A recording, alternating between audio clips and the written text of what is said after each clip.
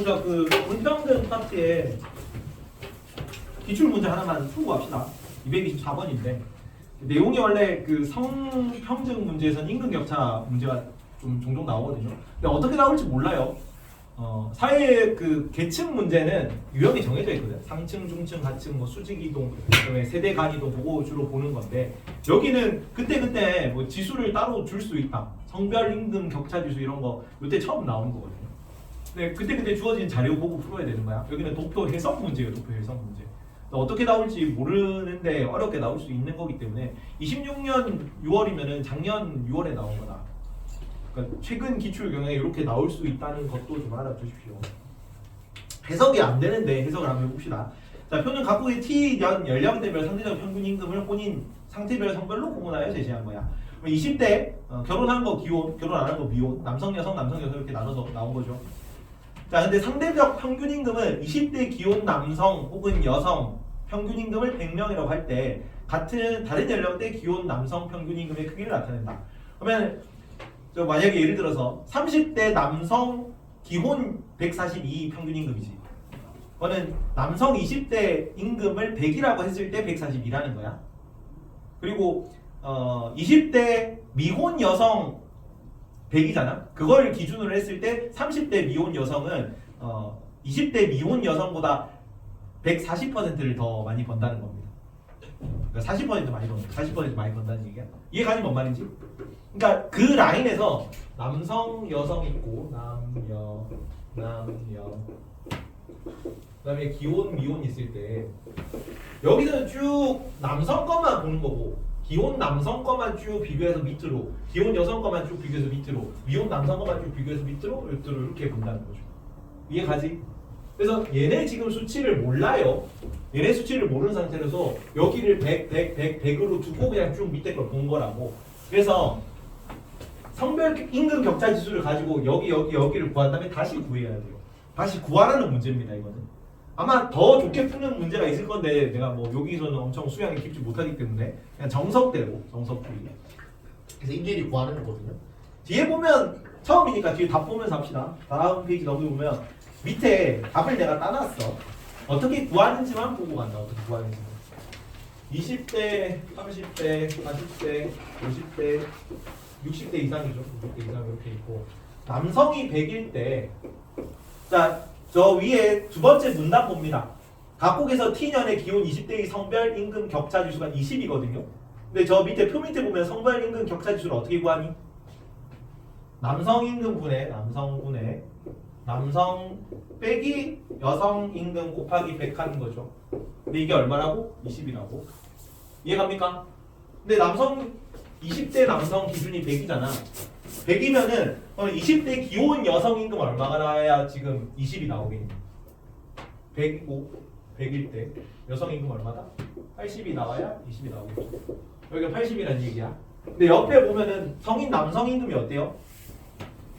두 번째 문단의 두 번째 줄 봅니다. 20대 기혼 여성의 평균 임금과 20대 미혼 남성의 평균 임금은 어때? 같아요. 그래서 여기 80이야.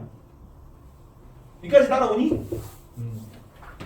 그 상태에서 20대 미혼 여성 임금 비율을 성별 임금 격차 지수 가지고 구할 수 있지. 20대 기혼 여성의 평균 임금 같고 20대 기혼 남성의 평균 임금이 100달러라면 20대 미혼 여성의 평균 임금은 잠깐만 여기 평균 임금은 같고 저 두 번째 단위 두 번째 줄에 나와 있네. 미혼 20대의 성별 임금 격차 지수는 얼마야? 미혼 20대의 성별 임금 격차 지수는 10이죠. 10.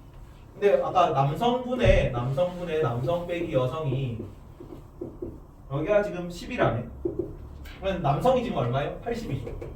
80이고 80 빼기 여성이 10일 때 어떻게 해야 되겠니? 여기가 800이 되고 여기가 80분의 80 빼기 x가 10이면은 x 여기는 800이 되고 80을 넘기면 720이 되죠. 800에서 720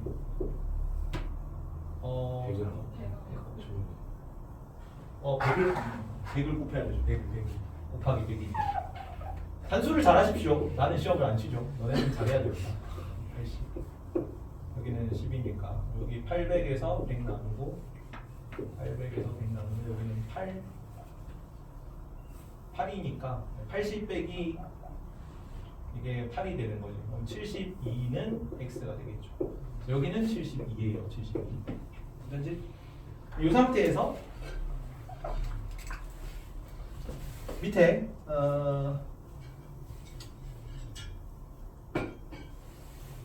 요쪽에 쭈르륵 가가지고 142로 본 거잖아. 여기 20대 남자 기준으로 30대 남자가 나온 거니까 여기 142. 20대 여자가 100일 때 30대 여성이 130이거든요. 80 곱하기 이게 실제 값은 80이잖아. 80 곱하기 이걸 100으로 봤을 때 130이 나왔으니까 100분의 130 한 개 실제로는 104가 나와요. 이렇게 여기 x 하면은 8 곱하기 13은 104거든. 이게 실제 값은 104라는 얘기입니다. 이런 식으로 쭉 다 구하면 밑에 표처럼 나오거든요.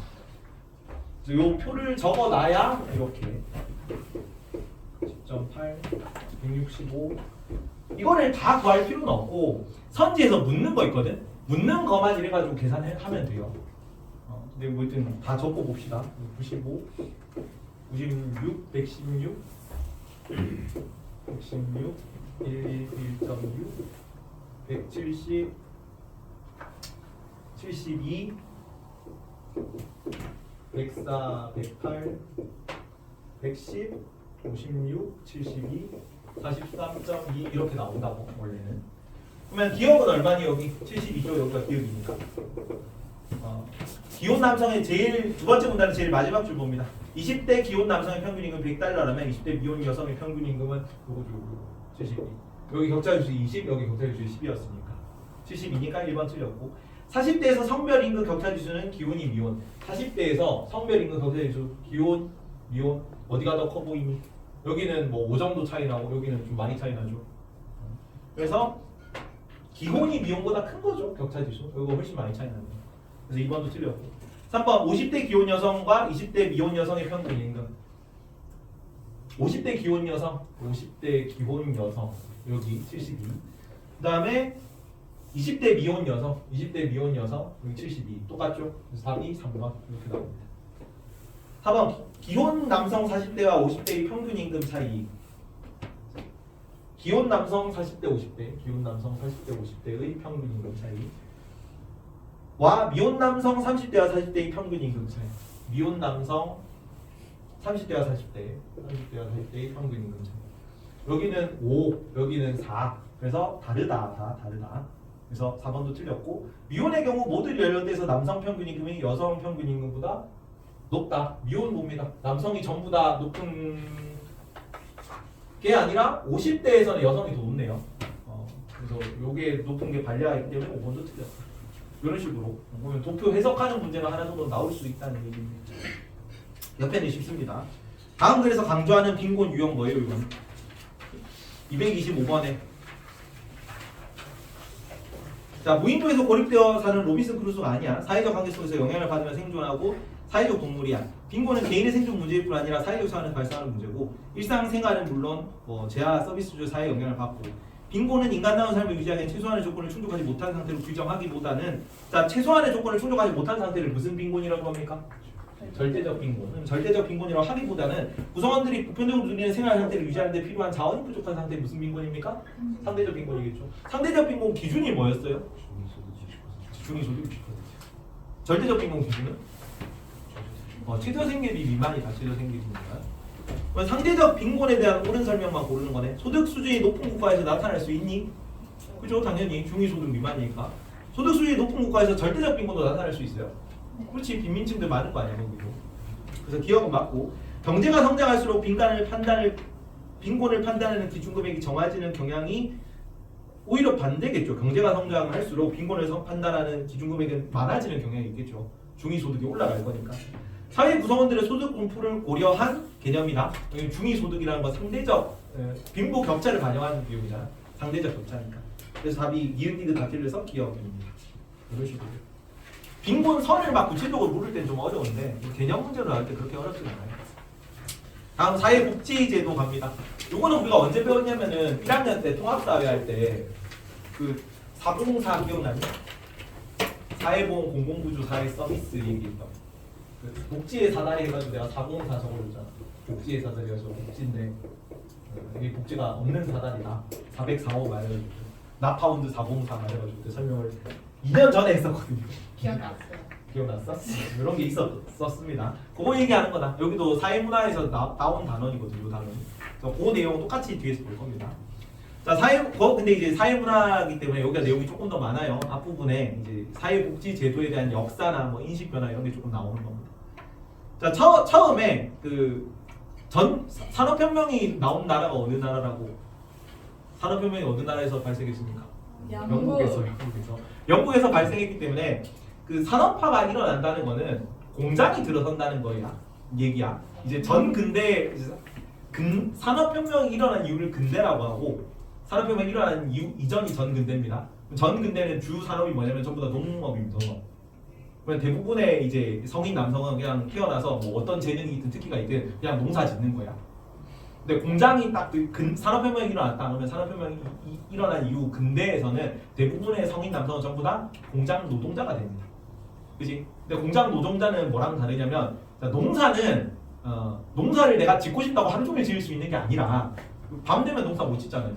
깜깜하니까. 그 허공에다가 밭 전체에다 조명을 깔 수 없단 말이야. 지금은 비닐하우스 깔지만 그때는 뭐 땅이 훨씬 더 많은 시대였기 때문에 밤 되면 농사 쉬고 그다음에 겨울에 좀 수확이 안 되잖아요.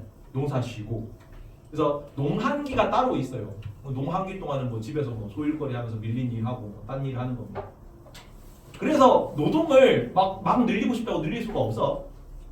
근데 우리나라가 한때 전 세계 노동시간 탑을 찍은 적이 있었거든요. 지금 멕시코한테 추월 당했습니다. 지금 중국이 그 뭐 12-12-6 뭐 이런 문화 12-12-6 맞나? 886 문화다. 886 문화. 996인가 886인가 이래요. 8시에 출근해서 밤 8시에 퇴근하고 주 6일 일하는 거야. 이게 왜 지금 중국이 막 이런 거 하고 지금 왜 멕시코가 한국을 추월하고 한국은 노동시간이 조금 줄었거든요. 옛날보다. 노동시간이 줄어든 이유가 뭐냐면 산업이 고도화돼서 그래. 부가가치 생산량이 시간당 생산력이 상승했거든. 근데 근대 시기는 공장이 딱 들어서잖아. 그럼 뭐랑 생산량이 비례하냐면 노동시간하고 생산량이 비례해요. 밤에도 일을 할 수 있죠. 그러면 내가 공장 주인이야. 노동자들 고용해서 일을 시킬 거야. 그러면 얘가 일단 일을 최대한 많이 하는 만큼 내 수익이 늘어난단 말이야. 일을 시킬 수 있는 만큼 최대한 많이 시키고 싶은 겁니다. 이해가죠? 그래서 산업화가 일어나는 나라는 원래 노동시간이 길어요. 근데 전 세계에서 가장 먼저 그 산업화가 이루어진 나라가 어디다? 영국이니까 노동자들이 그때는 노동법 이런 거 없었겠죠 당연히. 시행착오를 거쳐서 노동법이 만들어진 거고 그런 게 하나도 있기 전이니까 전 세계에서 가장 노동자 생활이 열악했던 나라가 18세기 후반 영국입니다. 산업혁명 초창기.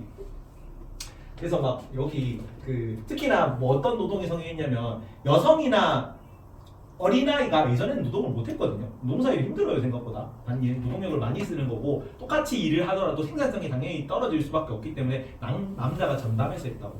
생산을 책임졌기 때문에 예전에는 남성 권력이 좀 셌던 거예요. 남녀 권력 관계에서. 자, 근데 이제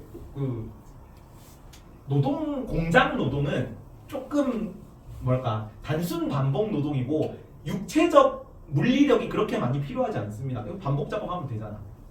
그죠? 그래서 여성 노동도 많아지고 아동 노동이 많이 늘어나. 왜 아동 노동이 많이 늘어나냐면 성인은 돈을 많이 줘야 되니까.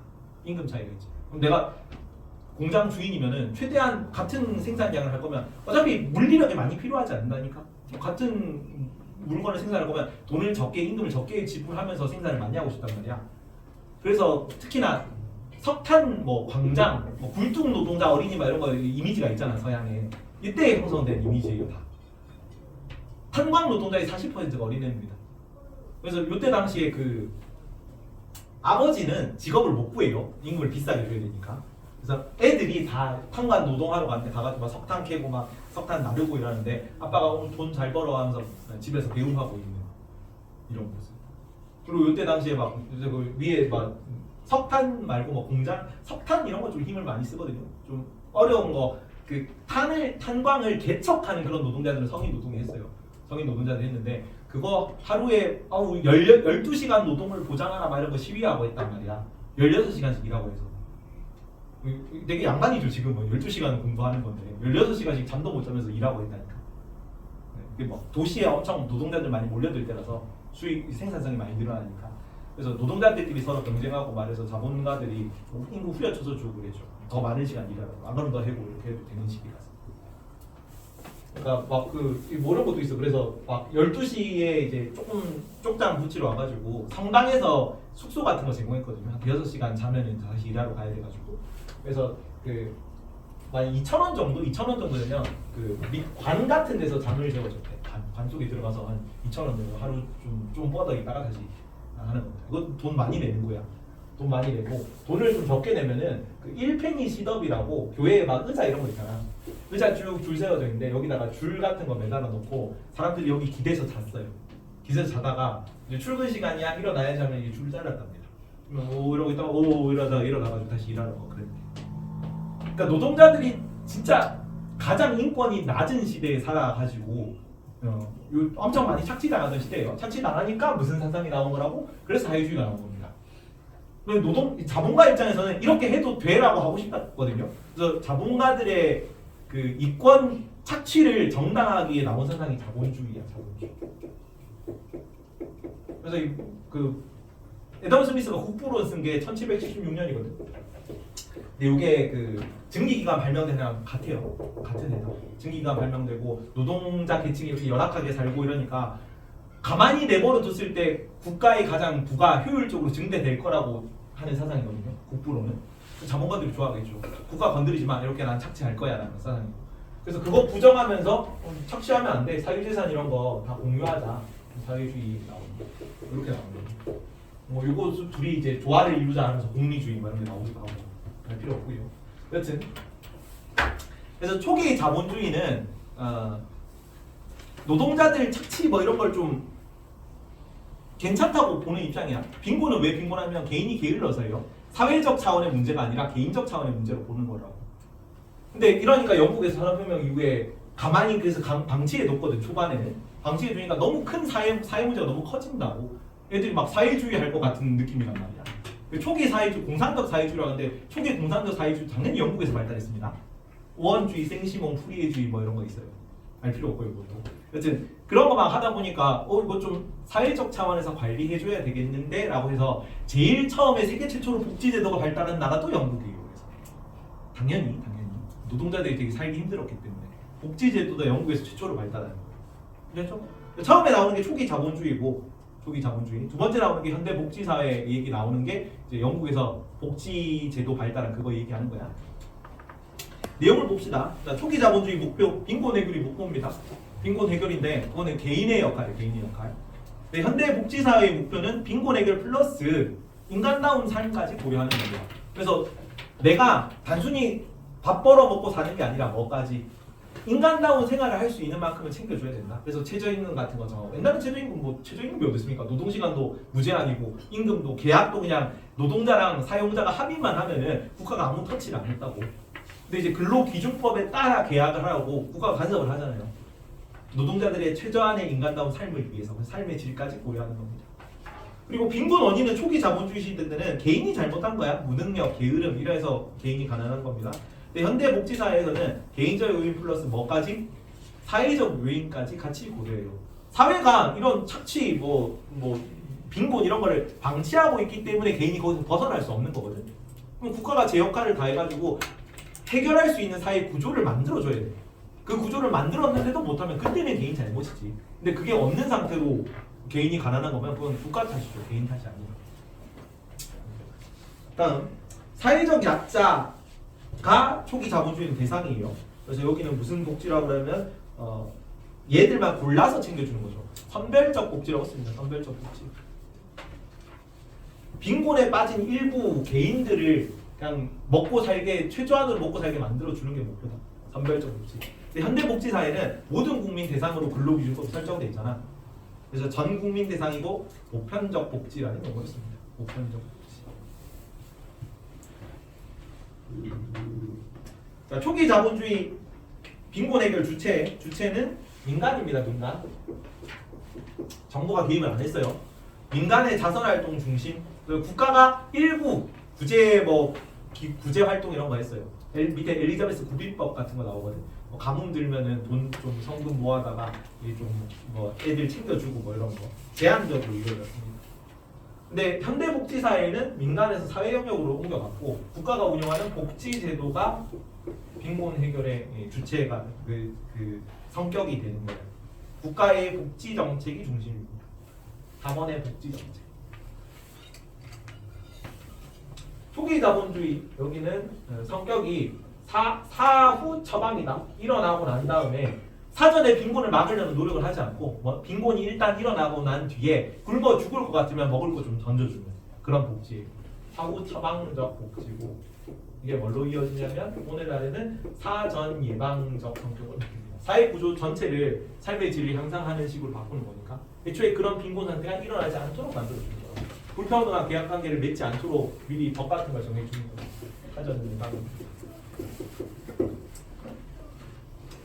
한계는 뭐냐면 여기는 저기 시혜적 복지라 그러죠. 옆에 보면 사후 처방적 옆에 시혜적 복지. 국가가 100% 주는 야 너 열심히 안 살아 네가 게으른 거지만 내가 100% 줄게 같은 복지. 혜택을 내려준다는 얘기야. 시는 100%시자입니다. 근데 현대복지사회는 기본 권리다. 사회권을 보장하기 위한 조치예요. 사회권도 인간다운 생활을 보장을 하기 위한 헌법에 보장되어 있는 권리이거든요. 그래서 사회권 보장, 국민 권리로서의 복지. 한계는 뭐냐면 초기 자본주의는 사회적 위험이 증가한다. 그래서 빈부격차 신고가. 빈부격차가 너무 심해지는 거지 가만히 내버려두면. 그래서 지금 뭐 노동자들이 막 시위했다 진짜 12시간 노동을 보장하라. 폭동 일으키고 사회주의 빠지고 말하니까 사회적 위험이 증가하는 거고. 현대복지사회의 문제는 뭐냐면 정부가 보편적 복지잖아. 돈이 많이 들어요. 그래서 정부의 재정 부담, 국민의 조세 부담이 커집니다. 우리나라는 세율이 유럽에 비하면 낮은 편이야. 우리나라 좀 소득세는 가면 갈수록 높아지는데 그냥 평균적인 중위소득 미만의 소득들은 일반적으로 내가 버는 돈의 한 10% 정도 떼가요. 그 5대 보험이잖아. 5대 보험에 떼가는 세금이 한 10% 정도야. 여기 뭐 별도로 뭐 주민세라든가 뭐 소득세라든가 이게 좀 붙는데 소득세가 가장 원래 비중이 큰 비용이거든. 근데 소득세가 그렇게 빡세게 붙지 않아. 근데 소득이 올라가면 올라갈수록 소득세를 굉장히 많이 뗍니다.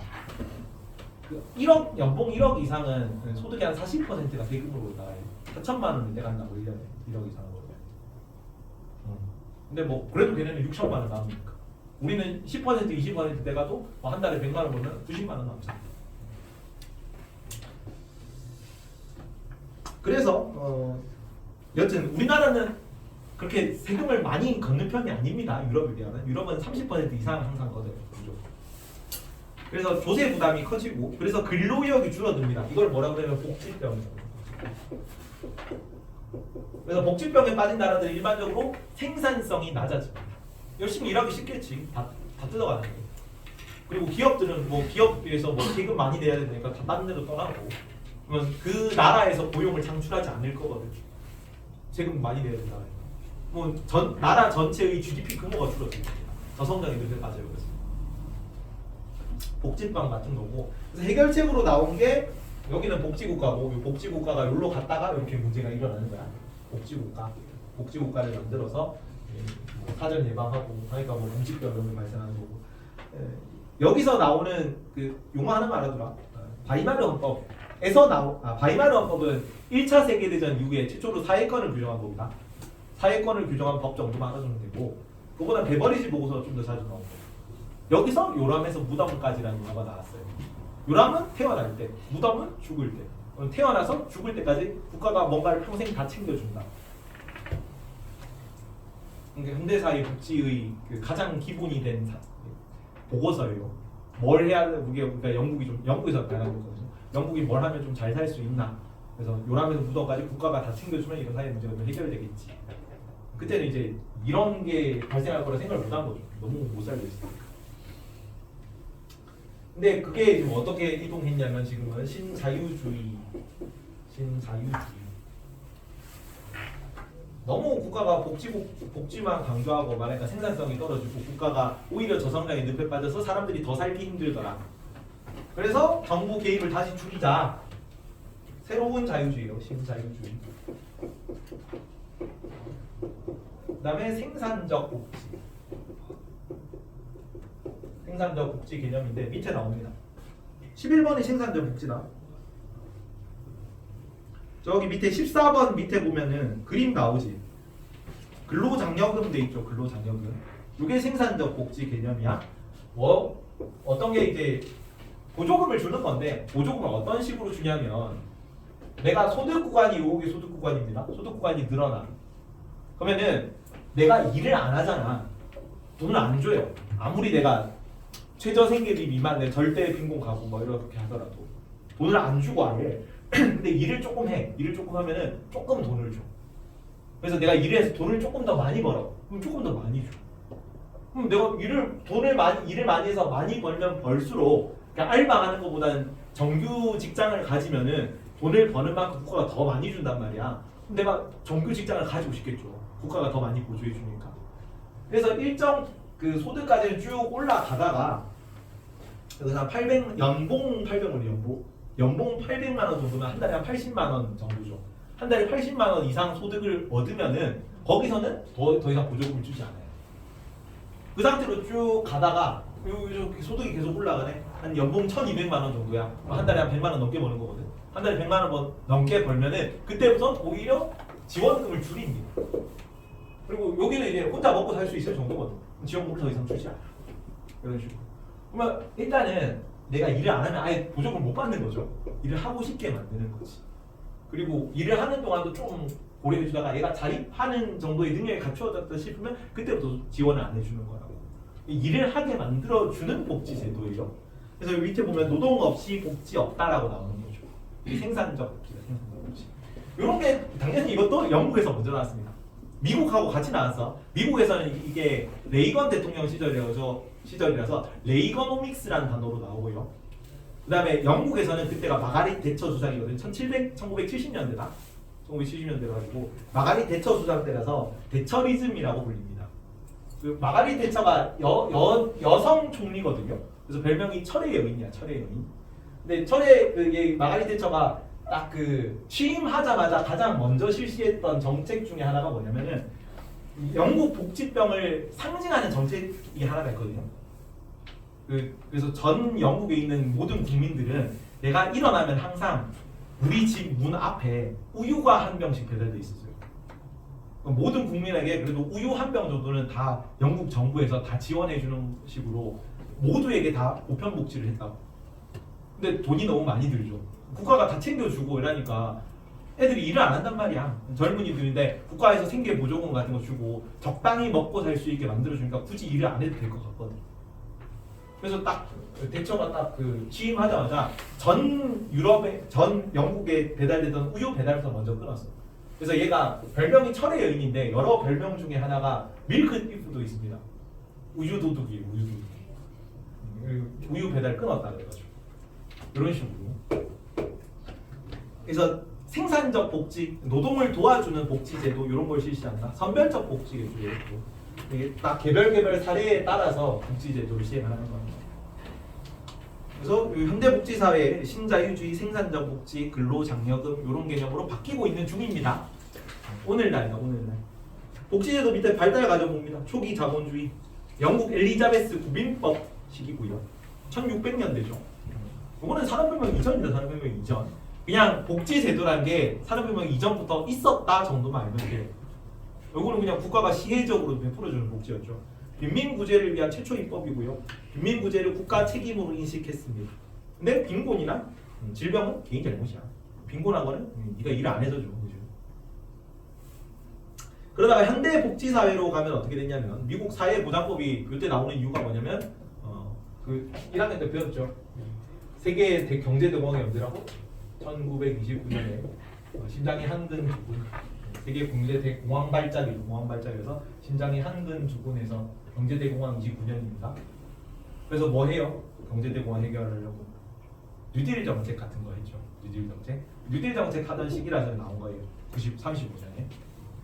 미국 사회보장법 같은 거 나오고 대공황 극복을 위해서 뉴딜 정책 일환으로 실시됐습니다.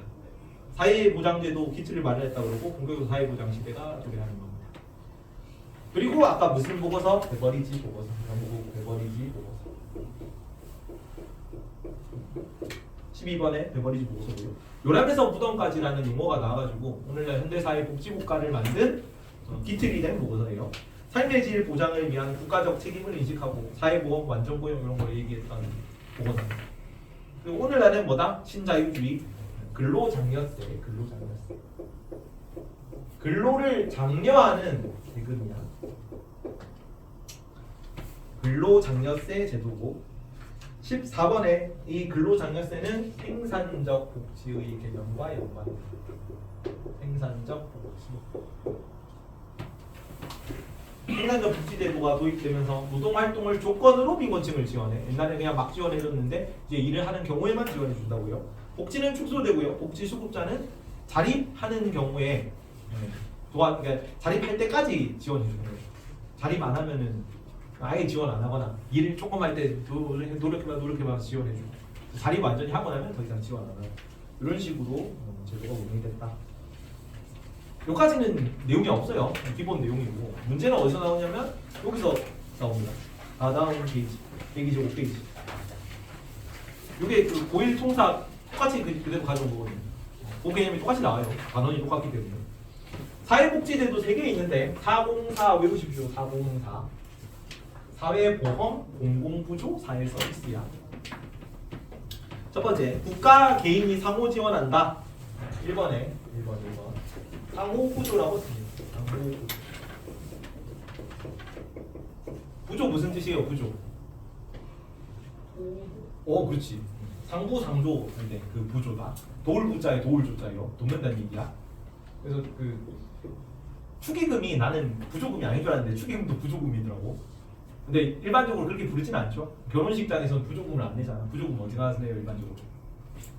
장례식장 이런 데 가면 힘든 일 있을 때 도울 때 내는 거잖아 부조금은. 근데 보험이라는 제도 자체가 보험이 어떻게 출발했는지 아니?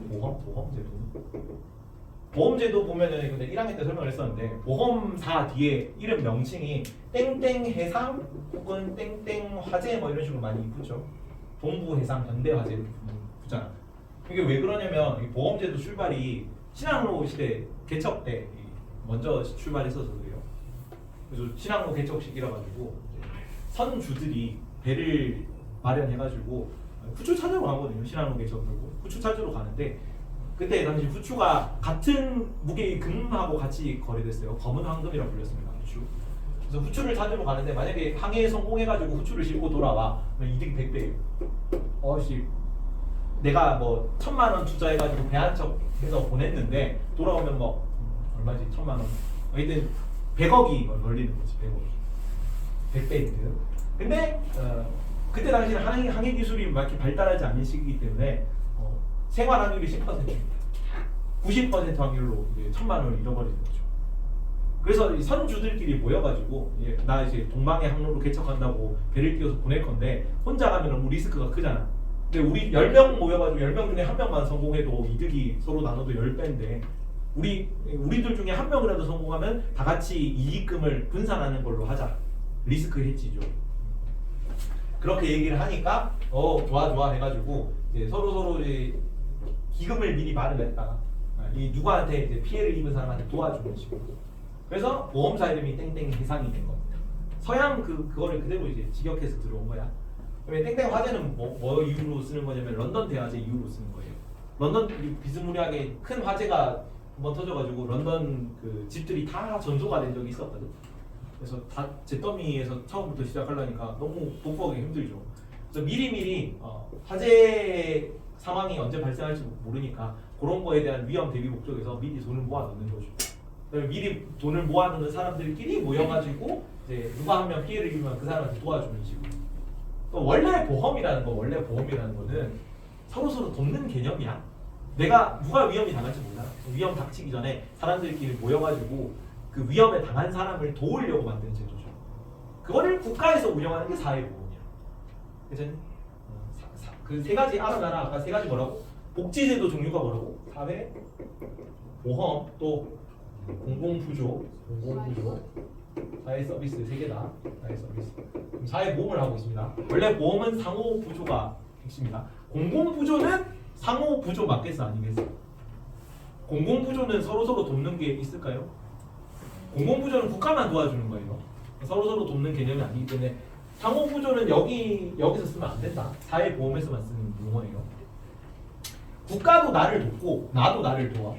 아까 내가 10% 정도 내가 월급에서 뜯긴다 했잖아. 월급에서 뜯기는 10%가 내 소득의 10%를 미리 국가에 내놓는 거야. 그다음에 내가 은퇴하거나 그러니까 소득이 깎일 상황이거든. 산업재해 보상보험 내가 몸을 다쳐가지고 산업재해로 돈을 못 벌어. 그때 국가가 산업재해 보상보험에서 보상금을 지불할 거고.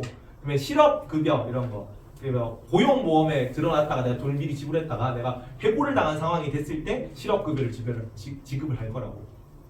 그지? 근데 내가 내는 거 돈에다가 국가가 플러스 조금 더 보태서 줘요. 그리고 기업도 조금 보태서 냅니다. 내가 고용보험에 뜯기는 만큼 기업도 같이 뜯겨요. 그래서 좀 우리 학원은 4대 보험을 안 주는데 4대 보험을 하면 나도 돈을 조금 더 받거든요. 근데 이제 위험 상황이 됐을 때 조금 나중에 내가 은퇴하고 나서 돌려받을 자금이 없는 거지. 근데 그만큼 이제 학원도 돈을 좀 아끼는 거고. 이런 게 찍혀도 되나? 그렇지. 4대 보험 막 해준다 그러면 여기 이 사회보험이 들어준다는 얘기야. 사회보험. 근데 일반적으로 사회보험을 들면은 내가 당월에 받는 소득은 줄어요. 넘어가고. 이제 상호부조 원리고요. 그 다음에 여기는 수혜자 부담 원칙이라는 용어를 씁니다. 수혜자 부담. 이건 수혜자 부담. 그 생윤했던 친구들 그 최초 수혜자 할 때 그 수혜자 뜻이 뭐였어? 수혜자. 혜택을 받는 사람. 그래서 사회보험의 혜택을 받는 사람. 그러니까 뭐 고용보험, 뭐 실업급여 받고 막 이런 사람들 혜택을 받는 사람이 돈을 내는 사람이에요. 수혜자가 납부자랑 일치합니다. 내가 돈을 내고 내가 피해를 입었을 때 돈을 받는 겁니다. 그래서 내가 4대 보험을 안 들었다? 그러면 내가 피해를 입어도 돈을 안 줘요. 이해가니? 내가 내는 돈 플러스 국가나 기업이 조금 더 보태서 나한테 주는 거라고. 내가 돈을 안 냈으면은 통해 돈을 못 받겠죠. 수혜자 부담 원칙이다. 밑에 공공부조는 여기는 상호부조인데 여기는 공공부조야. 국가 지자체 지원입니다. 국가 지자체가 지원해주고. 그래서 상호부조 쓰면 안 된다.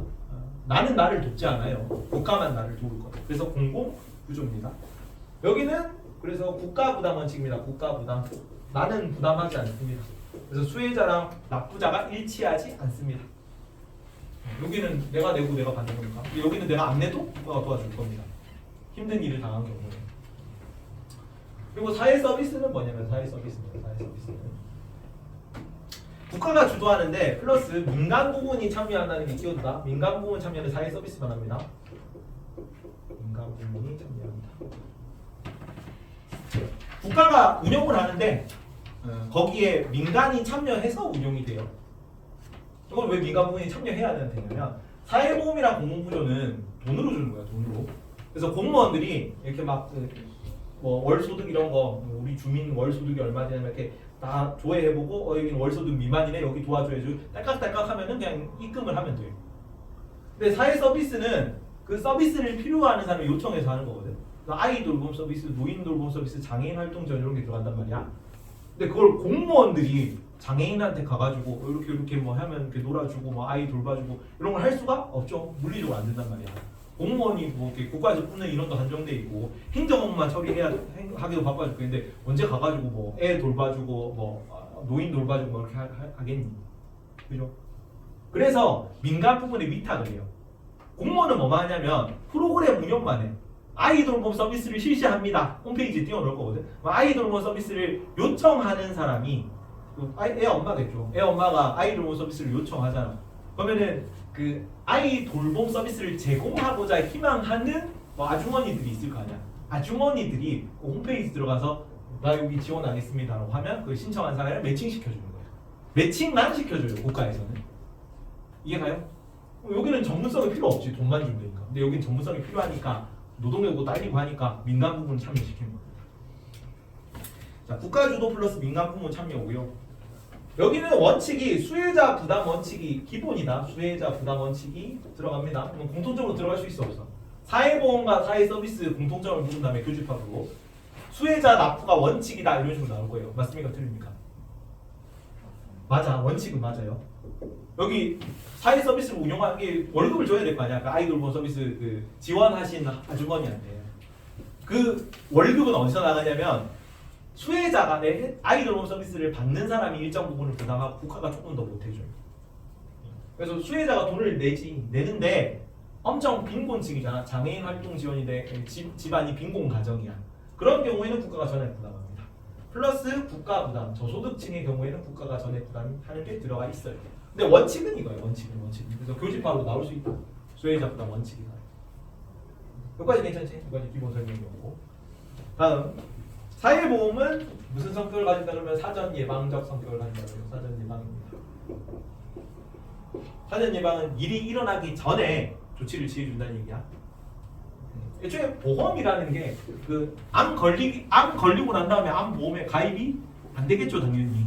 그지? 암에 걸리고 난 다음에는 안 받아줘요 암 보험에서. 비용을 미리 지불해야지. 미리 지불했다가 위험이 닥쳤을 때 그걸 지원해 주는 개념이지. 그래서 사회보험이기 때문에 미리 돈을 내놔야 돼. 미리 돈을 냈다가 소득이 끊긴 상황에 그걸 지원해 주는 개념이기 때문에 사전 예방 성격입니다. 다음 여기는 보편적 복지입니다. 보편적 복지고 전 국민이 일정 소득 이상의 모든 국민이 강제 가입이에요. 의무 가입 원칙. 왜 국민연금이 맨날 논란이 많이 되죠? 논란이 많이 되는 이유가 그 지금 받으시는 어르신들은 이 국민연금의 혜택을 보는 입장이야. 왜 혜택을 보냐면 소득 대출이 한 40만 원 정도 되거든요. 40%. 내가 원래 300만 원 벌었다. 그럼 내가 은퇴하고 나서 300만 원 벌면은 120만 원 정도를 그냥 받아요. 은퇴하고 나서 계속. 근데 이전에 계속 돈을 냈겠죠. 근데 돈 내는 게 10에서 20% 정도 냈단 말이야. 그래서 40%를 받으면 훨씬 많이 받는 거지. 그렇죠? 근데 뭐가 문제냐면 이분들은 그 베이비 부모 세대 뭐 이런 때라 가지고 출산율이 높을 때 태어나죠. 그래서 내가 일을 하고 은퇴를 하면 돈을 내주는 사람이 많은 세대야. 근데 나를 비롯해서 나랑 너네랑은 이제 돌려받기가 더 힘들 걸로 예상이 되죠. 그런 가능성이 더 높잖아. 근데 의무가입이라니까. 의무가입. 우리가 이거를 선택권이 없어요. 선택권이. 내가 안 들고 싶다고 해서 안 들 수가 없어. 근데 선택하라 그러면 다 안 들겠죠. 근데 국가 차원에서는 그냥 내버려두면 이게 리스크가 너무 크거든요. 여기는 최저생활 보장의 의미야. 사회보 이게 복지제도는 전부 다 최저생활 보장의 의미예요. 최저생활 보장. 이해가?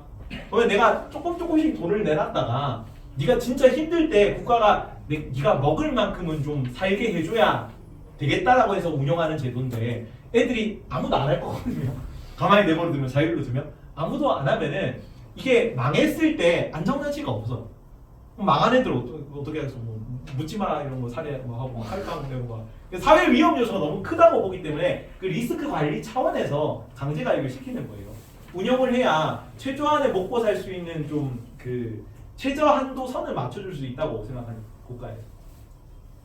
이해가니? 그래서 의무 가입입니다. 물론 불만이 많지만 우리는. 그래서 보편적 복지라는 용어를 쓸 수 있다. 일하는 사람이면 다 가입돼야 돼요. 무조건 10%가 뜯길 거예요. 그래서 의무 가입 원칙. 그리고 여기는 돈으로 줍니다. 금전적 지원이다. 금전적 지원. 돈으로만 줍니다. 돈으로. 그래서 소득 재분배 효과가 있다는 용어를 쓸 수 있어요. 자, 한 10% 정도 떼간다 그랬잖아. 내가 100만 원을 벌든 150만 원을 벌든 200만 원을 벌든 여기 10대 가고 여기 한 15대 가고 20대 가겠지. 근데 내가 지원해 주는 거는 국민건강보험은 전 국민 대상이잖아. 그지? 누구든지 몸이 아프기만 하면은 다 국민건강보험 혜택을 받을 수 있어. 약값을 좀 싸게 얻을 수 있단 말이야. 의료보험 혜택 되는 거는 주사비 이런 것도 되게 할인돼서 나와요. 근데 비용은 어떻게 내서 조금 다르게 냈거든요. 10%니까.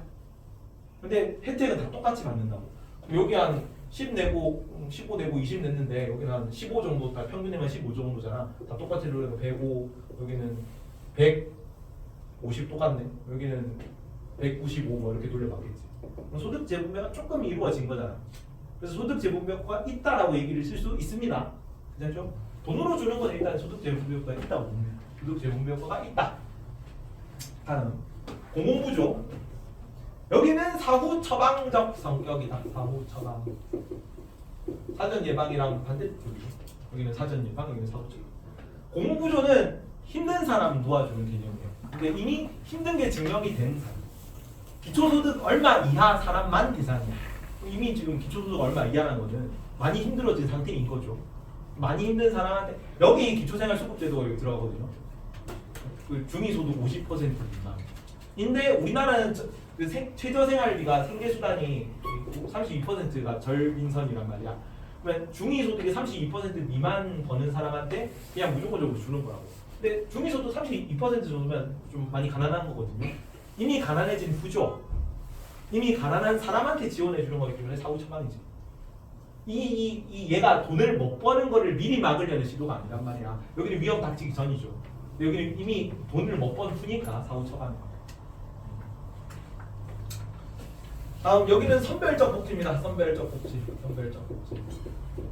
여기는 보편적 복지고. 그래서 의무가 아니고. 여기는 힘든 사람만 골라서 지원해 주는 거야. 여기는 혜택을 받는 사람이 돈을 내지. 돈을 내고 전 국민이 가입이 되니까 이게 운용이 가능한 건데 여기는 국가만 지원해 주잖아. 혜택을 받는 사람이 돈을 안 낸단 말이야. 근데 그 전 국민 대상으로 이런 걸 해버리면은 국가 재정이 거덜나요. 이미 적자가 얼마나 심한데. 그래서 힘든 사람만 골라서 지원해 주는 겁니다. 국가가 전에 부담하기 때문에. 그래서 선별적 복지. 선별적 복지. 오늘 쉬는 시간 없어요? 몇 분이 쉬는 시간이었지? 저희 20분을 쉬어야 돼요. 여기까지만 하고 5분 쉽시다. 밑에 5분 줄게요. 선별적 복지. 그 다음에 밑에 여기 생활이 어려운 국민만 골라서 지원해 주는 거겠죠. 여기도 금전적 지원입니다. 금전적 지원. 근데 그 똑같은 금전적 지원인데 뭐가 키워드냐면 여기는 소득 재분배 효과가 있다거든요. 있을 일자는 건 알죠? 있을 일자로 돼 있고 여기는 소득 재분배 효과가 어떻게 돼 있냐면 소득 재분배 효과가 크다라고 돼 있습니다. 뭐가 무엇보다 소득 재분배 효과가 더 크다라고 나오면 일반적으로 공공부조가 사회보험보다 소득 재분배가 더 큰 거다. 여기는 어떤 식이냐면 여기 아까 100만 원, 150만 원, 200만 원 이렇게 있잖아. 누구만 지원해 준다고 여기? 100만 원만 지원해 준다고. 여기만 20 줄 거야. 여기는 100만 원인데 120만 원 되니까 이전보다 훨씬 소득 재분배 효과가 큰 거죠. 위에보다. 위에는 다 똑같이 돌려주는 게 소득 재분배 효과가 크다고요. 다음 사회 서비스. 여기는 사전 예방 플러스 사후 처방적 성격을 같이 가집니다. 사후 처방이. 사회보험은 그 5대 보험만 얘기하는 거야. 4대 보험 할 때 그 국민건강보험 안에 노인장기요양보험이 보통 들어가거든요. 그래서 4대 보험 얘기하는 건데 요거 5개만 다 사회보험이고 공공부조는 기초생활수급제도 뭐 이런 것만 들어가. 기초연금 이런 것만 들어가. 근데 사회 서비스는 굉장히 종류가 많아요. 그냥 국가에서 운영하는 프로그램은 전부 다 사회 서비스야.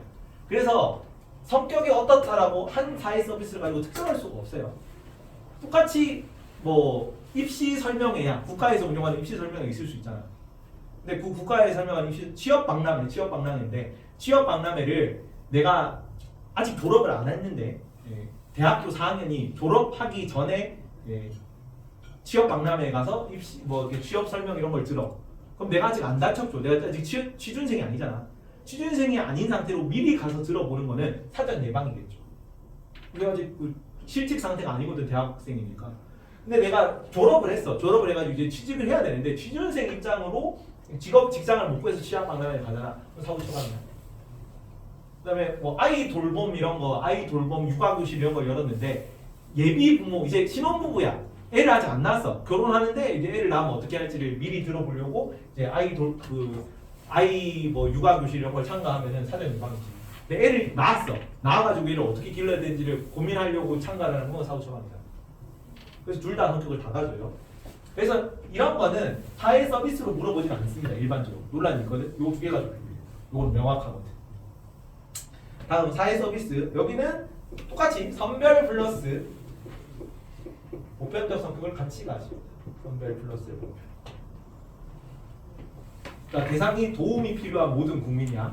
모든 국민이죠. 보편적 복지야. 근데 도움이 필요한 모든 국민이잖아. 그래서 국민들 중에서 내가 도움이 필요한 사람을 골라서 도와주는 거야. 보편적 복지.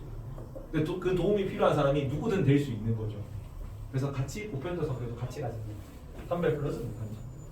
마지막으로 비금전적 지원. 비금전적 지원. 돈으로 안 줍니다.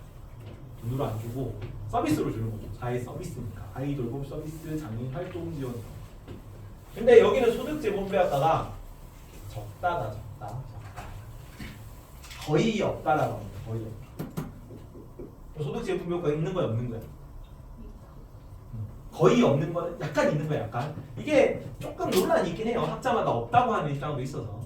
근데 내신 기준으로, 뭐 족보닷컴 문제 기준으로는 일단은 있긴 있는 겁니다. 조금 있는 거죠. 조금. 이렇게만 하고 예시는 조금 이따 합시다. 이건 이따 합시다.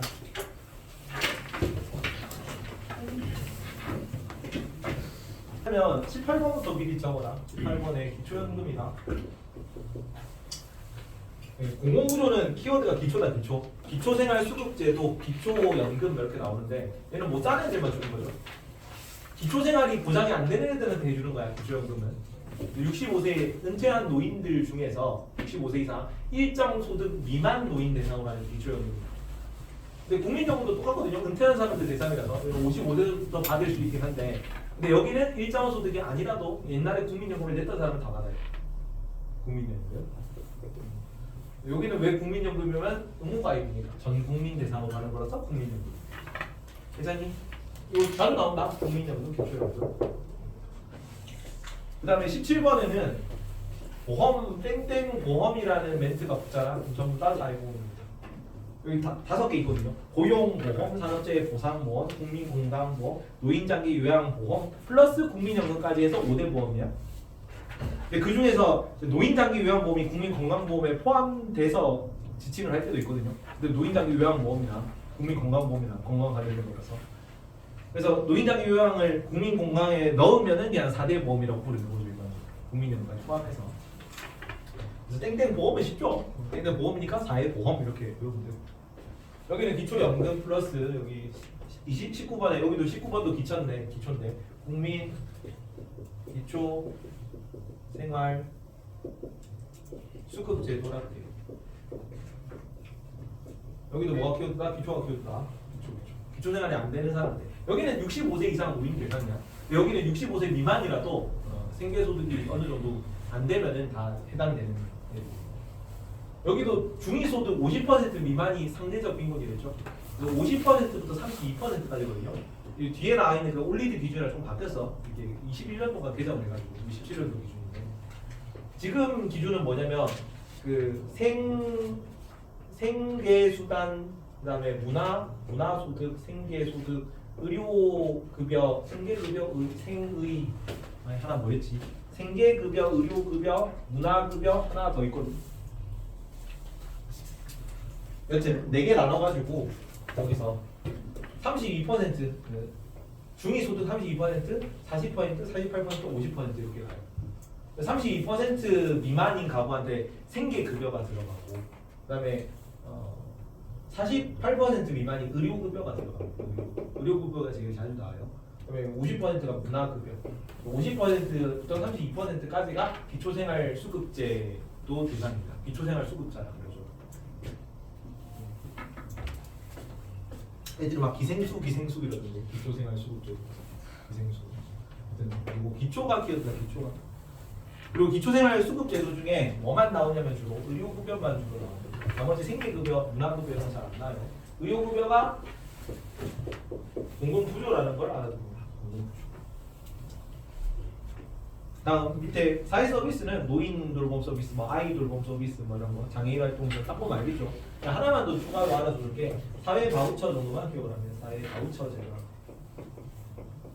바우처는 영 단어 사전을 뒤져보면은 상품권이라는 단어도 나와요. 상품권. 사회 상품권 제도입니다. 그래서 쿠폰 발급하는 건데 어떤 서비스를 받기 위한 쿠폰 뭐 이런 거야. 의료 바우처라면 의료 서비스 받도록. 그럼 이거 애들이 문화상품권이잖아. 문화상품권. 금전적 지원 아니에요? 막 물어보는데 쿠폰을 발급하더라도 그 쿠폰을 다른 걸 구매하는 용도로 쓸 수가 없어. 오직 서비스를 받을 때만 이 쿠폰을 쓸 수 있습니다. 그래서 사회 서비스 제도에 들어가요. 사회 바우처 제도까지 알아보세요. 사회 서비스에 들어가요. 여기까지 괜찮니? 여기까지 사회복지제도 기본이고요. 기본. 짠. 그리고 아래에 나와 있는 사회서 복지제도 사례까지 다 알고 있어야 돼요. 다 알고 있어야 돼요. 나온다. 물론 여기가 메인은 아니긴 해. 여기도 계산 문제가 메인입니다. 계산 문제가 메인이지만 이 어떤 사료가 나왔는데 그 자료가 뭐 공공구조인지 사회 서비스인지를 알려면 외워주는 편이 납니다. 굳이 리스크를 감수할 필요가 없죠. 양이 조금 있긴 하지만 그렇게까지 어렵진 않거든. 5대 보험 봅니다. 자, 국민연금 제일 처음에 22번 국민연금이고 1번 공공 사회보험 1번 사회보험에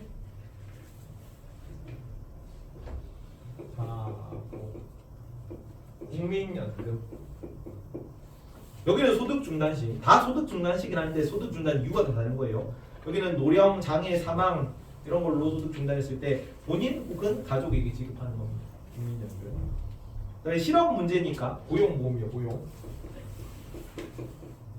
내가 해고당했을 때, 직장이 없을 때 국가에서 실업급여로 이 돈을 좀 줍니다. 근데 이걸 받으려면 내가 직장 다닐 때 돈을 계속 여기서 떼겨야 되는 거예요. 고용보험은. 다음 산재보험 막 이렇게 하잖아. 산재보험이 산업재해보상보험의 약자예요. 산업재해보상보험. 이거는 재해식이죠. 업무상 이유로 부상 사망. 이때도 돈을 못 벌잖아. 부상 사망하고 있으니까. 그때 이제 산재보험에서 보험비를 지급해줘. 보험금을 지급해줘. 보험비는 내가 내는 걸 보험비라 그러고 내가 받는 돈은 보험금이라 그래요. 용어 차이가 조금 있다. 뭐 그렇게까지 디테일하게 나오진 않겠지만. 그다음에 질병 시에는 국민건강보험. 국민건강.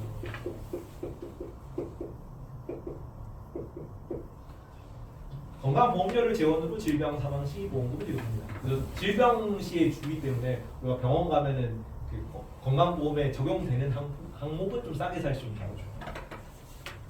26번이 노인장기 요양보험이다. 노인장기 요양보험.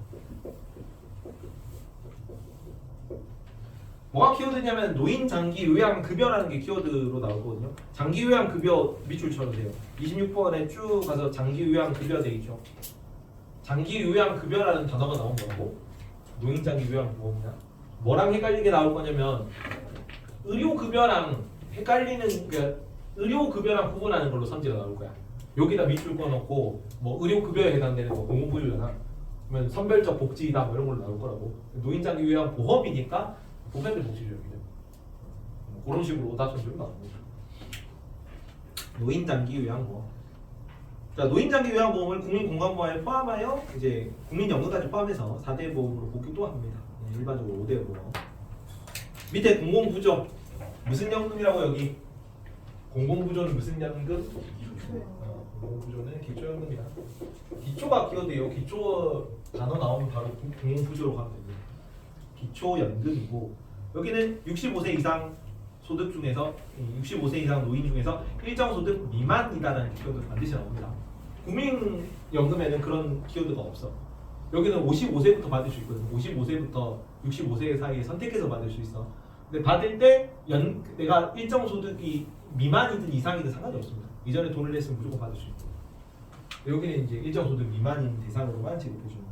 나이도 정해져 있고 소득도 정해져 있어요.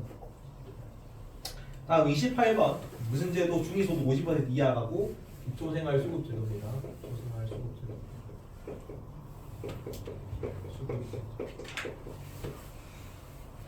중위소득 50% 이하 가구에 교육, 주거, 의료, 생계급여를 지급합니다.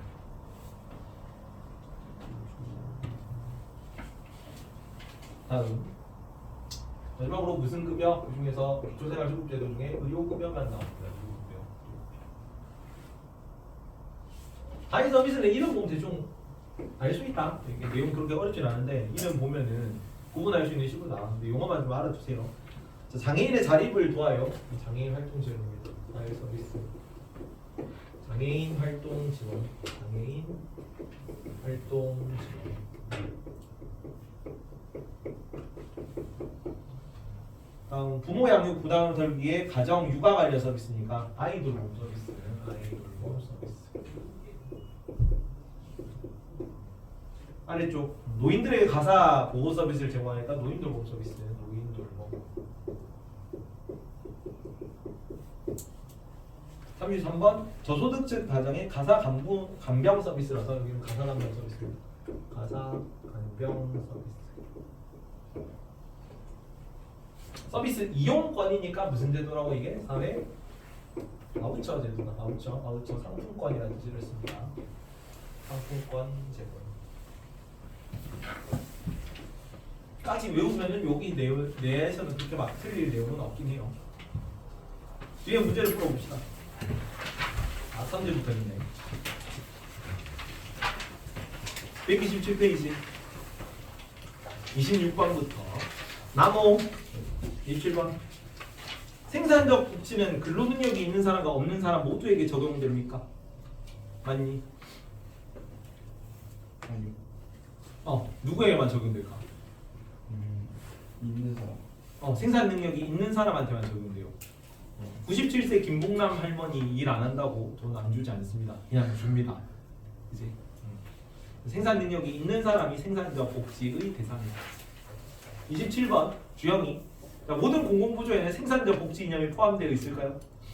아니요. 공공부조는 그냥 주는 거야. 생산적 복지랑 반대 입장입니다. 이제 일 안 하더라도 그냥 국가가 퍼주는 개념이라고. 다음 채원이 28번 국민연금과 고용보험은 사회보험, 기초연금과 노인장기 요양제도는 다시 국민연금과 고용보험은 사회보험이고 기초연금과 노인장기 요양제도는 공공부조이다. 맞니? 노인장기 요양제도는 어디 들어갔는? 노인장기 요양급여, 노인장기 요양보험 얘기하는 거죠. 사회보험에 속해요. 노인장기 요양제도가. 나머지 국민연금, 고용보험, 사회보험 맞고요. 기초연금은 공공부조 맞습니다. 그래서 틀렸고. 지우 29번 사회보험은 수혜자의 소득과 수혜 정도를 고려하여 보험료를 산출할까요? 아니야. 이거 X입니다. X. 자산 정도를 고려해서 보험료를 산출한다고 그래요. 이거 수혜 정도에 따라 보험료를 산출하는 건 민간보험이랍니다. 수혜 정도에 따라. 그래서 그 민간보험에서는 사고 터졌을 때 돈 많이 받고 싶으면 평소에 보험료를 많이 지급하면 돼요. 내가 평소에 여러 보험 항목이 늘어날수록 내가 사고 시에 당할 수 있는 항목이 늘어나면 늘어날수록 평소에 보험료가 비싸거든요. 그래서 비싸게 돈을 많이 지불했으면 내가 사고 당했을 때 돈 많이 돌려받는 거고. 그거는 이제 그 수혜 정도에 따라 보험료 산출하는 거죠. 내가 얼마나 혜택을 입는가에 따라. 근데 여기는 자산 정도를 고려해서 보험료를 산정한답니다. 사회보험에서는 소득과 자산 정도를 고려한다. 소득과 자산. 내가 얼마나 버는지에 따라 10%로 떼간댔죠. 내 소득의 퍼센트를 비율로 해가지고 돈을 떼가요. 그리고 국가에서 일괄적으로 책정하기 때문에 사고 터졌을 때 돈 많이 받고 싶다고 보험료를 추가 납부할 수는 없습니다. 일정 비율로 무조건 떼가는 거야. 그래서 X. 지우 30번 사회보험 대상자에게는 부정적 낙인이 발생할 수 있습니까? 이거 별표 하나 쳐놓고요. 사회보험 대상자, 사회보험에 X 치고 기초연금 공공부조 대상자에게는이라고 적어놔. 여기도 종종 나옵니다. 기초생활수급제도 혜택을 받을 수 있는데도 일부러 신청을 안 하는 가정들이 있대요. 자기 아들내미가 뭐 낙인 찍힐 거니까 저 못 사는 집에라고 놀림 받을까 봐. 낙인 효과라고 합니다. 낙인 효과. 왜 옆을 쳐다봐요? 기초생활 그뭐좀 못 사는 집에 기초생활 수급자 놀림 받겠지. 기생수 놀림 받을 거라서. 그래서 부정적 낙인이 발생할 수 있는 건 사회보험이 아니라 공공부조입니다. 공공부조. 넘어가.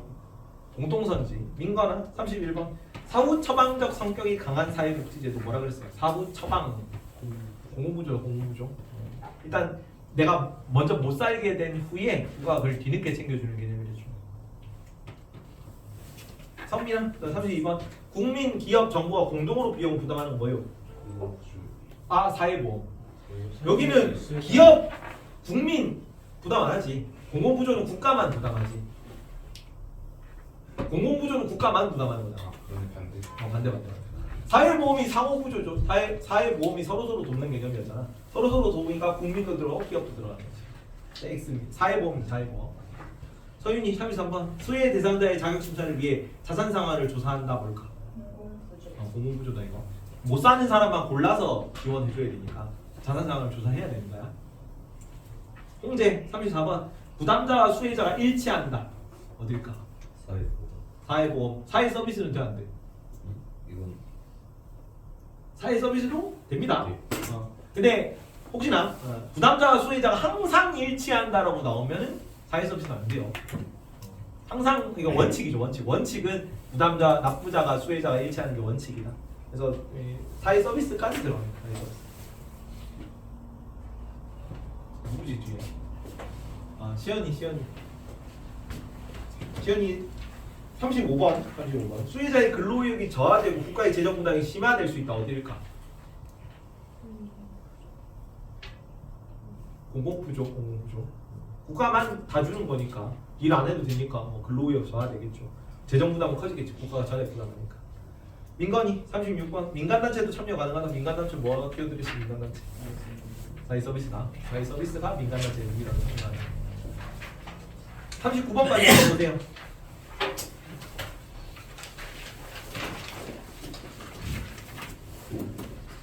4분 주겠습니다. 4분.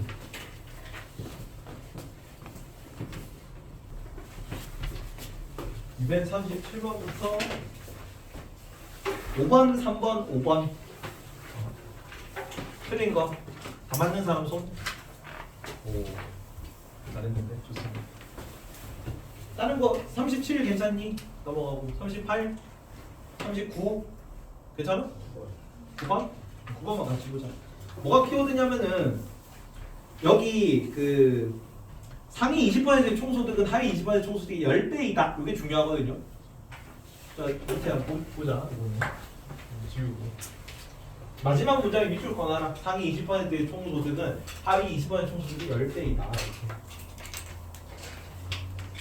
여기는 상위 20%, 상 20, 하 20인데 하 20.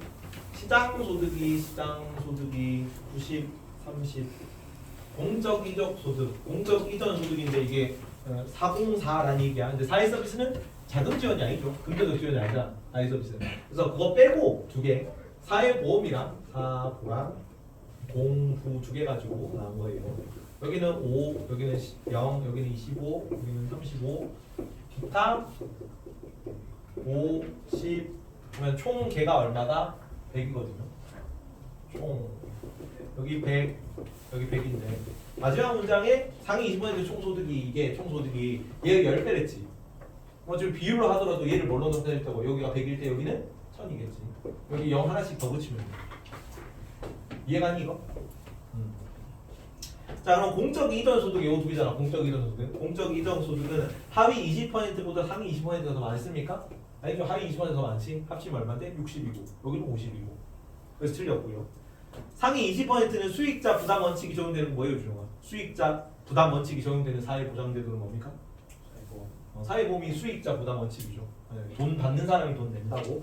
상위 20%는 수익자 부담의 원칙이 적용되는 사회보장제도, 사회보험인데 사회보장 혜택을 받고 있는 50만큼.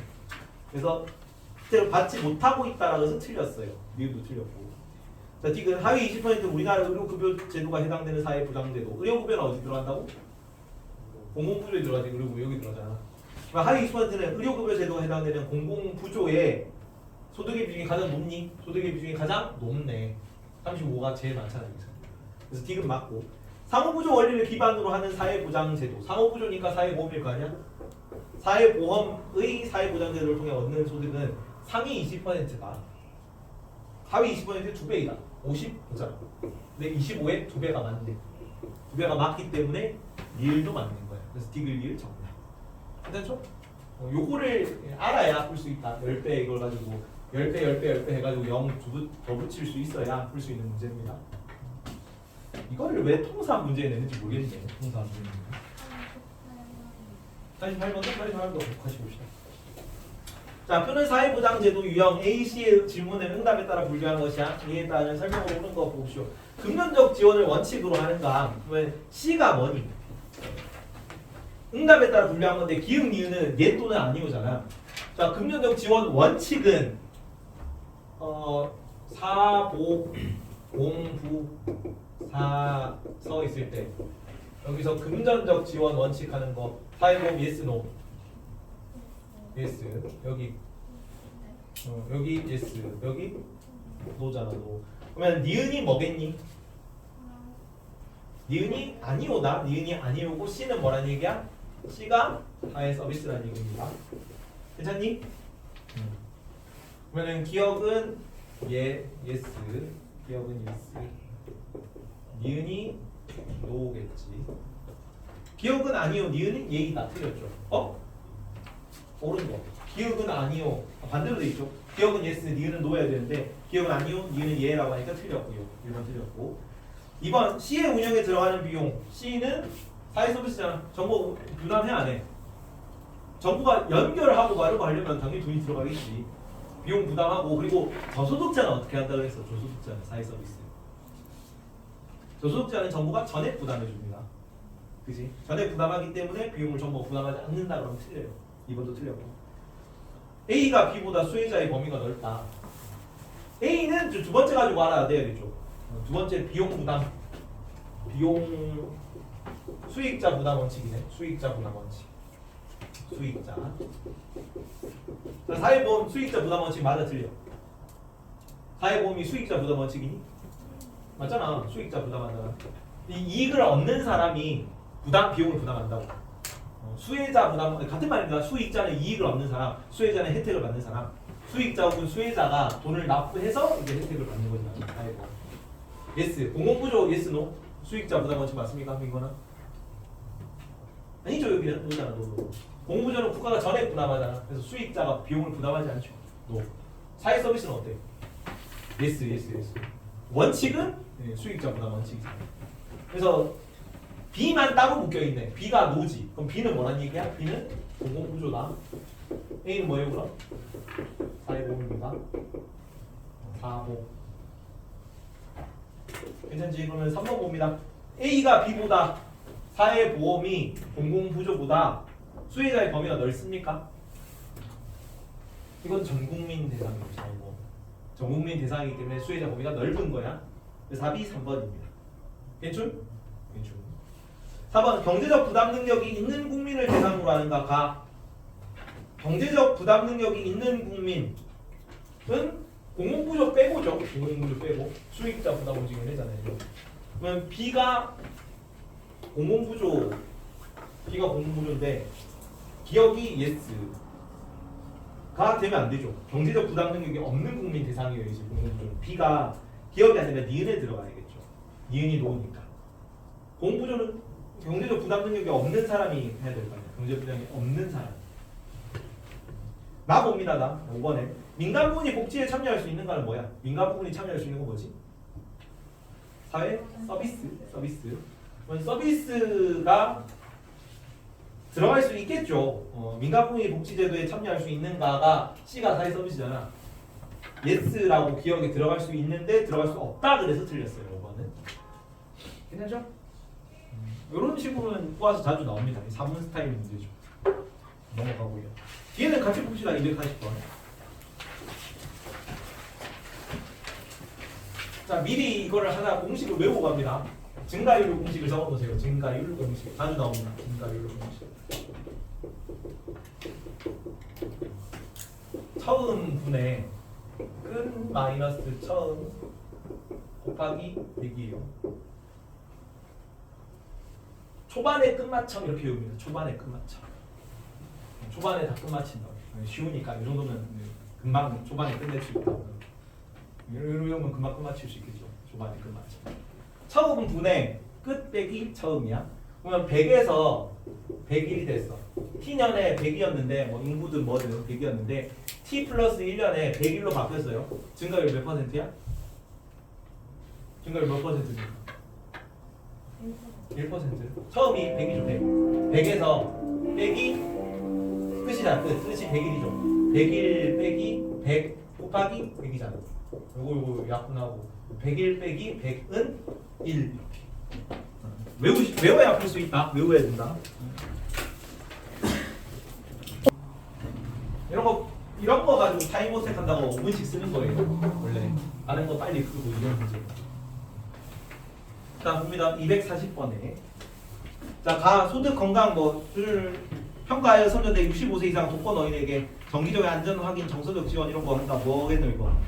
사회 서비스. 사회 서비스다 이거. 65세 이상 이런 거에 낚이면 안 돼. 보건, 연계, 조정, 생활, 교육 등을 지원하는 거. 조정, 연계, 교육 이런 게 서비스죠. 금전적 지원이 아니잖아. 연금을 지급한다고 나와야 돼. 기초연금을. 나와봅니다. 사용자, 근로자, 자영업자 공동으로 마련한 재원으로 뭐 공동으로 마련한 재원이 뭐예요? 사회보험. 사회보험이다. 가는 사회 서비스, 가는 사회 서비스. 나는 공동이니까 사회보험이고 가는 그러면은 공공부조겠죠. 공공부 이렇게 적어놓고 다 보면 65세 이상 노인 중 소득이 일정 수준 이하 나오죠. 기초연금이라는 얘기예요. 밑에 봅니다. 기업 2014년에 소득 재분배 효과가 가장 큰 제도 뭐야? 2014년에 소득 재분배 효과가 가장 큰 제도는 뭡니까? 공공구조. 공공부조야. 공공부조 2014년 공공부조의 수혜자 수 2014년 공공부조니까 다죠. 수혜자 수는 비금전적 지원이 원칙 뭐예요? 비금전적 지원 사회 서비스. 사회 서비스 수혜자 수는 봅시다. 사회 서비스 가 수의 1.5배이다. 보면 요 2014년 다는 얼마니? 60이고 가는 얼마니? 12죠. 그럼 5배가 돼야 돼. 5배. 가가 아니라 여기 나가 들어가야 되구나. 나니까 뭐 사회보험과 관련된 내용이 들어가면 되겠죠. 뭐 수혜자 납부자가 일치한다든가 보편적 복지라든가 그런 내용이 들어가야 돼. 그래서 기억 틀렸고 2015년 수혜 정도와 무관하게 능력에 따른 비용 부담이 원칙이다. 뭐에 대한 설명일까? 2015년 수혜 정도와 무관하게 능력에 따른 비용 부담이 원칙이다. 뭘까요? 사회보험이다 이거. 이거 10%도 떼가 안 됐죠. 능력에 따른 비용 부담이고 내가 많이 벌면 많이 내는 거야. 이거는. 근데 뭐와 무관해? 수혜 정도와 무관하게 전 국민이 다 보편적 혜택을 받는 거죠. 5대 보험은 그렇잖아. 국민건강보험 돈은 국민건강보험에 내가 얻는 소득 따라 비용이 조금 다르거든. 아니 10% 내에서 한 3%가 4%가 국민건강보험 비용이야. 3% 4%를 소득에 따라 낸 다음에 혜택은 전부 다 받잖아요. 그래서 수혜 정도와 무관하게 능력에 따라 내는 겁니다. 사회보험 얘기야 사회보험. 왜 니은은 2015년에 사회보험이니까 나아가 2015년이다. 원칙인 제도의 남자 수혜자 수는 얼마입니까? 2015년에 나는 남자 수혜자는 55죠. 여자 수혜자는 44네. 남자 수혜자 수가 여자 수혜자보다 많네. 그래서 옵니다. 괜찮니? 가는 개념 자체는 그렇게 안 어려워. 이런 식으로 수치 계산하라고 막 꼬아서 내니까 뇌가 막 뇌 정지가 와가지고 틀리는 겁니다. 좀 천천히 이거는 원래 보자마자 시간이 걸리겠네. 제일 마지막에 풀자 이렇게 하는 문제예요. 먼저 풀면 안 됩니다 이거. 계속 풀다가 안 풀리면 계속 하고 있다가 다른 건 못 풀어. 이런 문제부터 풀고 원래 시간 남을 때 이런 거 풀어야 돼. 오히려 그게 마음이 안정이 돼가지고 좀 더 정답률이 높다고. 디귿 2015년에 상호부조의 원리를 기반해 둔 제도 뭐야? 사회 디귿 2015년에 상호부조 원리 뭐예요? 상호부조 사회보험이죠. 둔 제도의 여자 수혜자 수 나의 여자다. 2015년 나 여자 나의 여자 수혜자 수와 그 다음에 최저생활 보장 뭐야? 최저생활 공구조다. 기초연금 기초생활 수급제도 다의 남자 수혜자 수는 동일하다. 아까 이 증가율 공식 구했죠? 그래서 원래는 이거를 9천 1만이잖아요. 1만 1, 10, 100, 1000, 만 곱하기 초반에 처음 분이 이게 처음이죠. 초반에 끝말잖아. 처음이 1, 10, 100, 1000, 만이잖아. 1, 10, 100, 1000, 만. 그다음에 끝이 얼마냐면 끝이 일단 모르죠. x 빼기 처음이죠.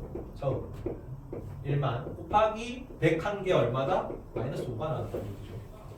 그럼 이거는 이제 100 하면은 이게 하면은 500 이렇게 되겠지.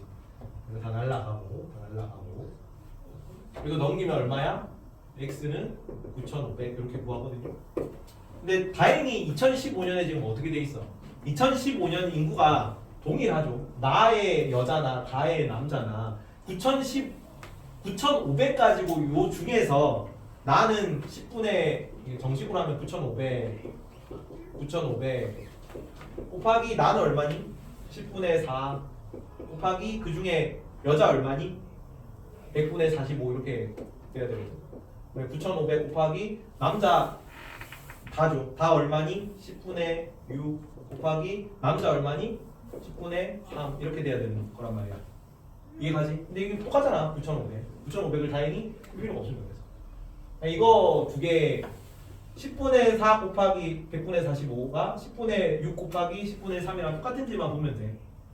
근데 계산해보면 똑같습니다. 이게 100분의 32죠. 그리고 3, 6, 18이잖아. 180이고 이 분모는 무시하고 100, 10, 10, 100, 10, 100 똑같으니까 밑에 게 180 4 곱하기 45가 2 곱하기 90과 같죠. 그래서 180이니까 그래서 둘이 값이 똑같아요. 그래서 디귿이 오른선지입니다. 동일하다. 됐죠? 자, 마지막 리을 강제가입이 원칙인 제도의 수혜자 수. 강제가입이 원칙인 제도의 수혜자 수다. 강제가입 뭐예요? 강제가입 여기서? 사이보입니다. 사이보. 나이고 의 여자 수혜자 수네. 나의 여자네. 2014년 나는 얼마니? 나의 여자 수혜자는 원래는 이렇게 2014년은 1만이죠. 1만 곱하기 여자 수혜자 수.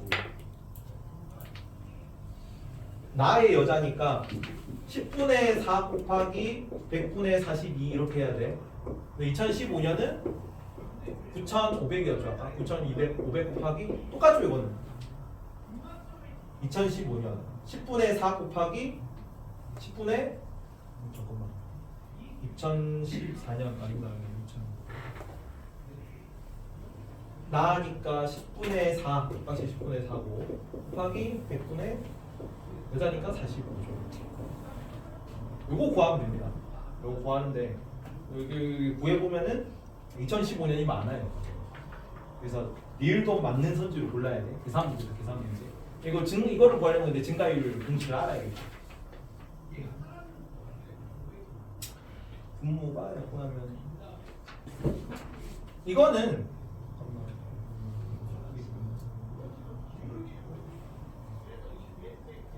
이렇게 구해야 됩니다.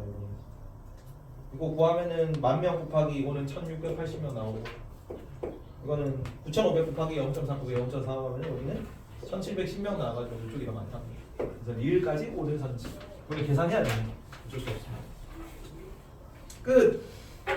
여기까지가 4단원 전체다. 5단원은 그렇게까지 내용이 엄청 어렵진 않아요. 4단원이 메인 단원이고 거기 엄청 단원 많았지. 계산 문제 엄청 많잖아. 빈곤선도 많고 임금 격차 문제도 있고 사회계층이 사실은 킬링 파트고.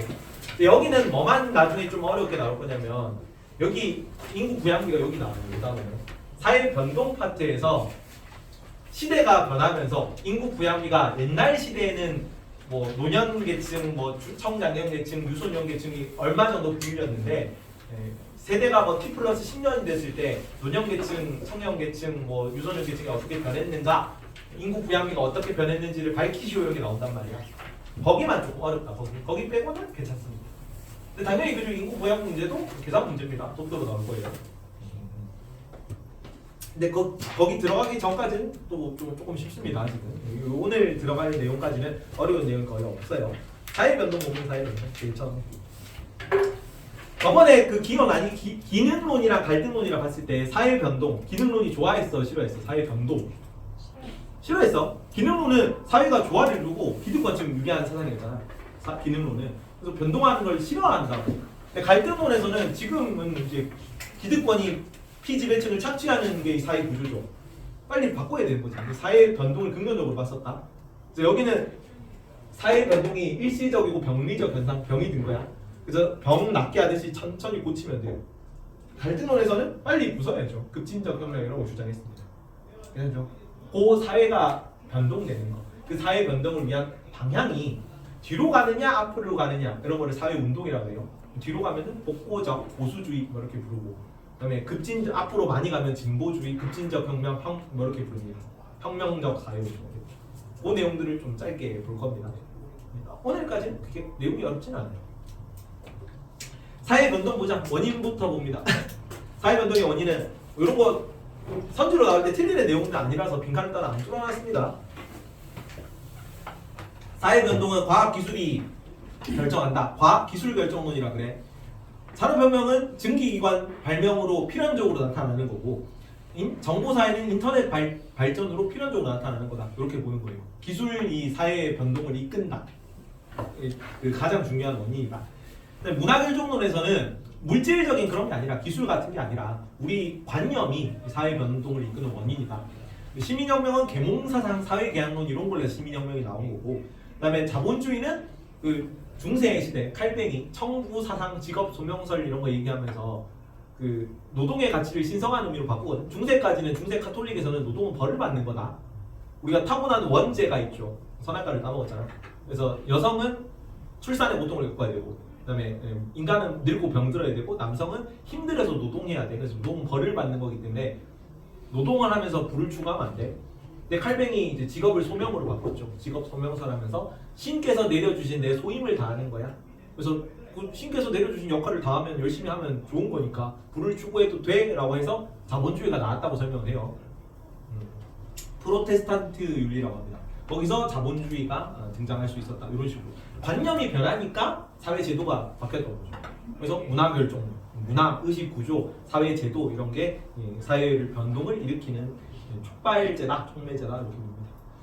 다음 새 문화 요소가 등장한다. 문자가 등장했더니 지식 축적, 전승 뭐 이런 게 이루어지고, 목화가 등장했더니 의복 생활이 바뀌고, 이렇게 어떤 물질적인 거의 변동인 거지.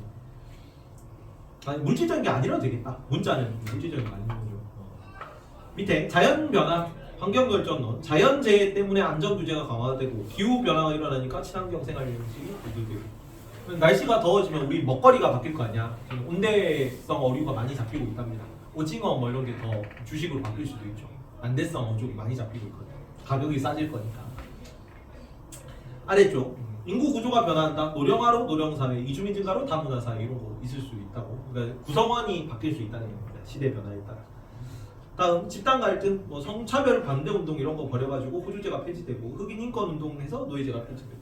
그래서 이런 여러 가지 이유들로 다 사회 변동이 일어날 수 있다. 그냥 좋은 거 고르는데요. 여기는 읽어보면 뭐 틀릴 건 아니겠죠. 이거. 밑에 특징은 이것도 그냥 상식적인 차원입니다. 사회마다 다를 수 있죠. 방향도 다를 수 있고, 속도도 다를 수 있고, 드러나는 모습도 다를 수 있습니다. 단 뭐는 일반적으로 속도 차이가 있다고 설명하면, 과거보다는 지금이 사회 변동 속도가 빠릅니다. 세계화됐죠. 세계화. 그래서 교통, 정보, 통신 이런 게 엄청 많이 발달했기 때문에 바깥에 있는 문화가 들어오는 속도도 빠르고, 대체되는 속도, 퍼지는 속도 자체가 이전이랑 시대적 차원을 달리하는 거죠. 사회 변동 속도는 빨라질 거고, 그리고 변화가 사회 전반에 걸쳐서 동시에 일어납니다. 이것도 위에랑 마찬가지야. 변화 속도가 빠르죠. 쉽게 밈 하나 딱 등장하면 엄청 빨리 막 옆으로 퍼진단 말이야. 그래서 사회 전반적인 게 다 어떤 사회의 변화가 다 맞물려 있어요. 오늘날에는. 그래서 총체적 성격을 띈다고도 합니다. 문화의 총체성. 밑에 사희 변동이 아니라 사회 변동이다. 못한데. 이거를 오늘 오전에 만들었거든요. 설명해 준비하면서. 그래서 급하게 만들었다. 사회 변동 관점.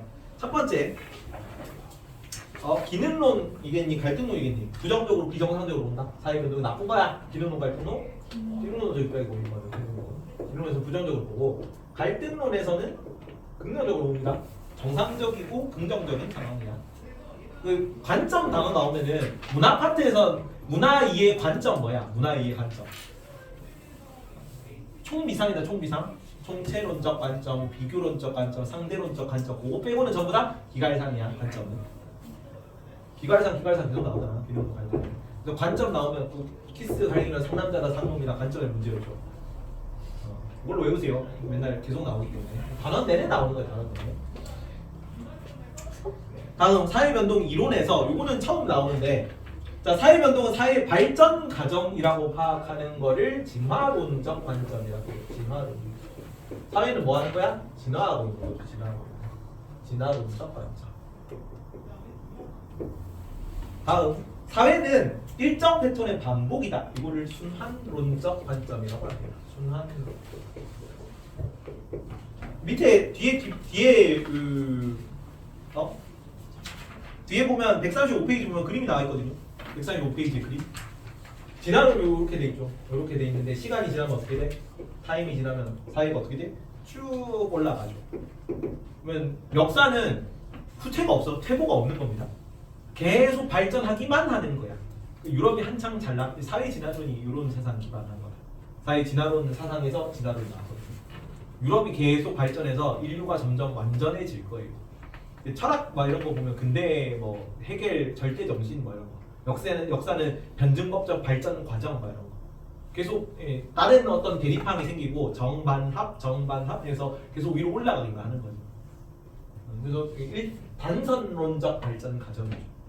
순환론은 어떻게 돼 있어? 여기 타이밍 T가 있는데 이게 내려갔다가 올라갔다 내려갔다 왔다 갔다 하는 거죠.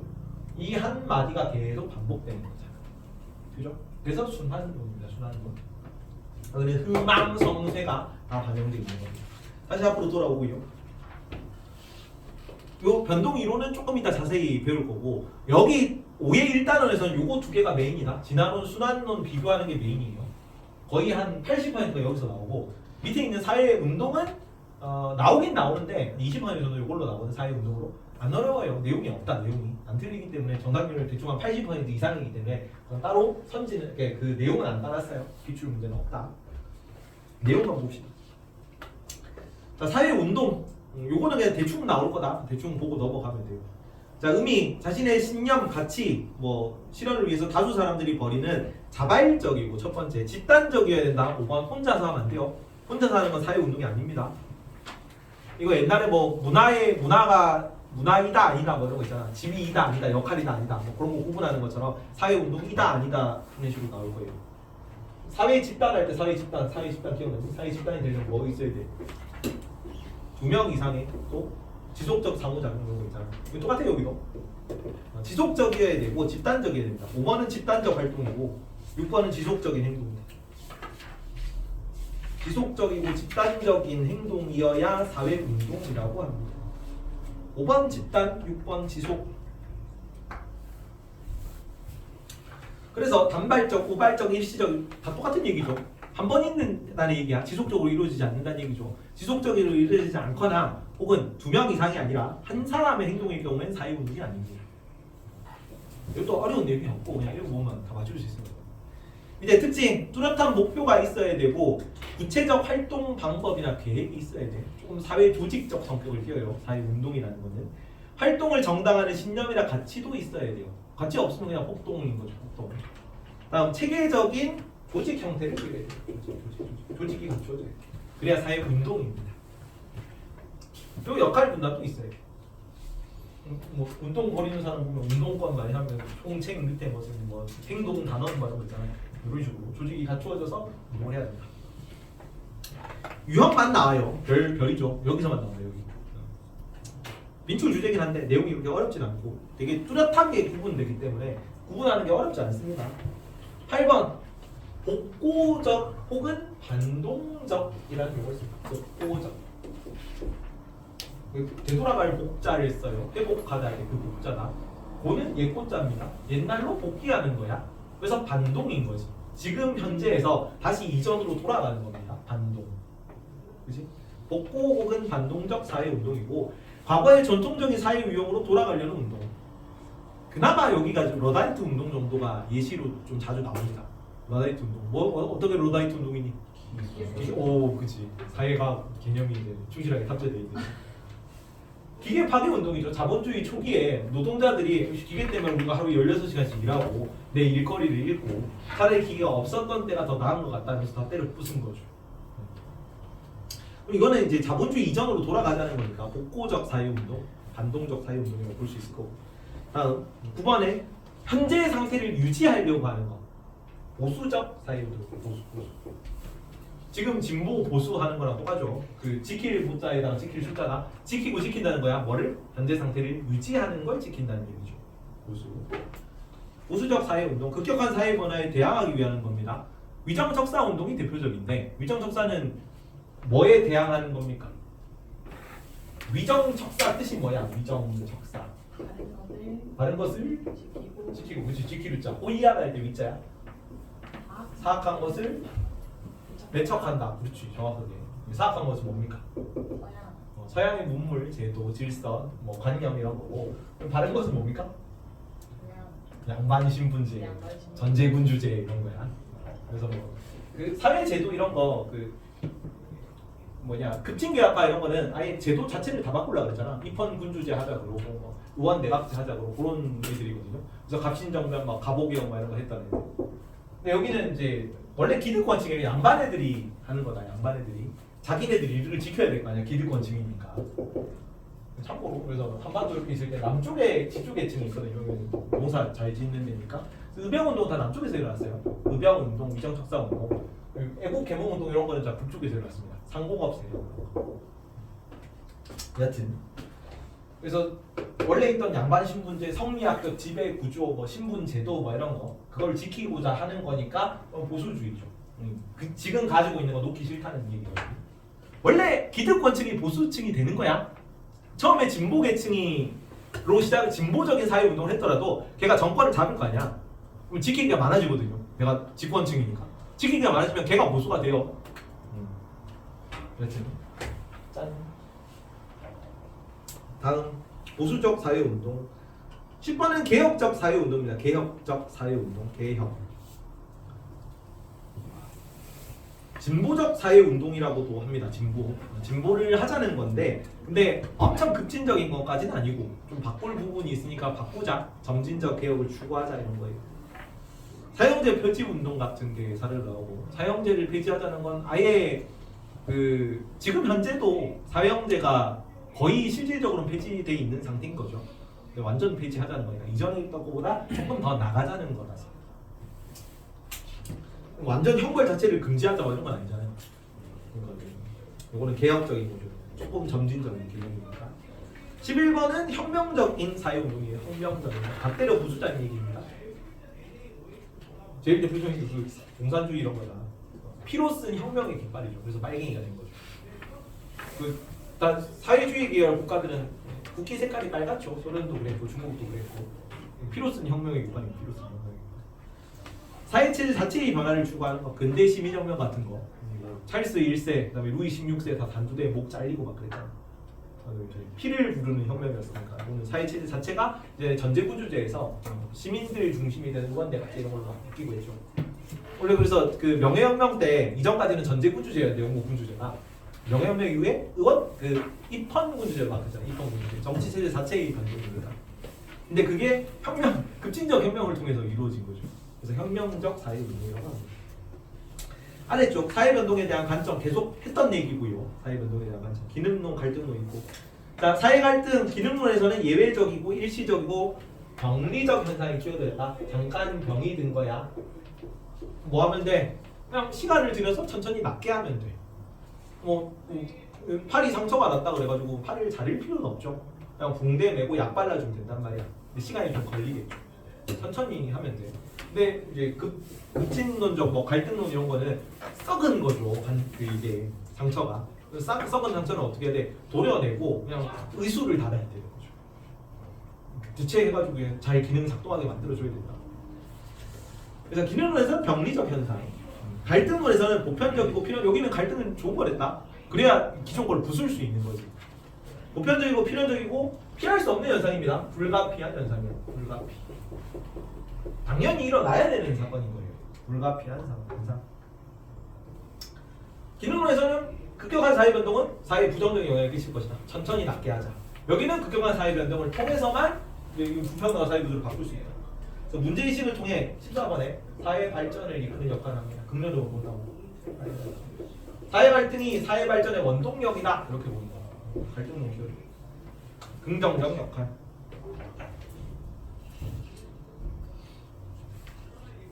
자, 기능론은 보수주의니까 점진적인 거고, 점진적. 천천히 가자.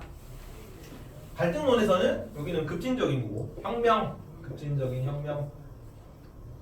이런 걸 통해서 급진주의, 사회운동을 벌입니다. 그래서 기능론에서 사회변동을 안 좋게 보긴 하는데 병리적 불균형을 극복하고 회복 중인 상황이야. 그러니까 일상적인 상황은 아닌 거죠. 내가 보통은 이제 건강하게 잘 살다가 가끔씩 병이 드는 거다. 그러면 가끔씩 병이 들어있는 상태가 이제 사회 갈등이고 사회 변동, 사회 운동이라고 하고 여기서는 이렇게 해야만 하는 거죠. 필연적이고 불가피하고 반드시 일어나야 되는 상황. 집단 간 갈등 불출로 나타내는 자연적, 보편적, 정상적인 현상이에요. 넘어갑니다. 내용이 여기 그렇게 어렵지 않다. 사회 변동 이론이 핵심입니다. 여기서는. 자, 사회 사상가 첫 번째 하버트 스펜서라는 사람이고요. 영국에서 이제 사회과학 연구하던 분이야. 근데 얘가 그 처음으로 제시했던 개념이 사회 사상이 사회 진화론입니다. 다윈의 진화론 영향을 받은 겁니다. 그래서 사회 진화론인데 얘 자체는 식민지 뭐 이런 거에 대해서 그렇게 긍정적으로 생각하지 않았대. 학자입니다, 학자. 그래서 사회의 발전 양상을 학문적으로 연구한 건데 마침 영국 사람이죠. 그리고 영국이 한창 1800년 되면 영국이 세계 제국의 대영 제국이 되시고 전 세계 식민지의 전 세계 영토의 4분의 1이 영국 땅이었어. 근데 딱 영국 사람이 딱 이런 진화론 영향 받았다고 사회가 발전하는 양상을 띈다. 사회에서 이제 미개한 나라가 있고 발전이 안 된 나라가 있고 발전이 많이 된 나라가 있다. 뭐 이런 거 하니까 식민지배에 써먹기가 너무 좋은 거죠. 그래서 절찬리에 써먹어가지고 식민 제국주의를 정당화하는 논리로 많이 작용을 했어요.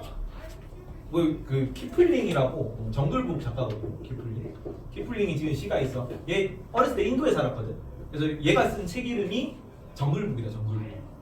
거기 보면 모글리 있잖아. 모글리. 타잔 비스무리한 건데 타잔은 이제 제인이 여자 사람이 가가지고 타잔한테 뭐 가르쳐줘요? 식사하는 법 가르쳐주고 옷 입는 거 가르쳐주고 사람 만나서 어떤 예절을 가져야 되는지 알려주는 거잖아. 타잔이 누구야? 인도 사람들. 저기 아메리카 사람들, 아시아 사람들. 그죠? 얘네가 문명화되지 못했기 때문에 많이 발전된 우리가 뭐 해줘야 된다고? 힘들지만 하기 싫지만 알려줘야 될 의무가 있는 거야. 그래서 내가 식민지배 하기 싫지만 어쩔 수 없이 식민지배 해주는 거예요.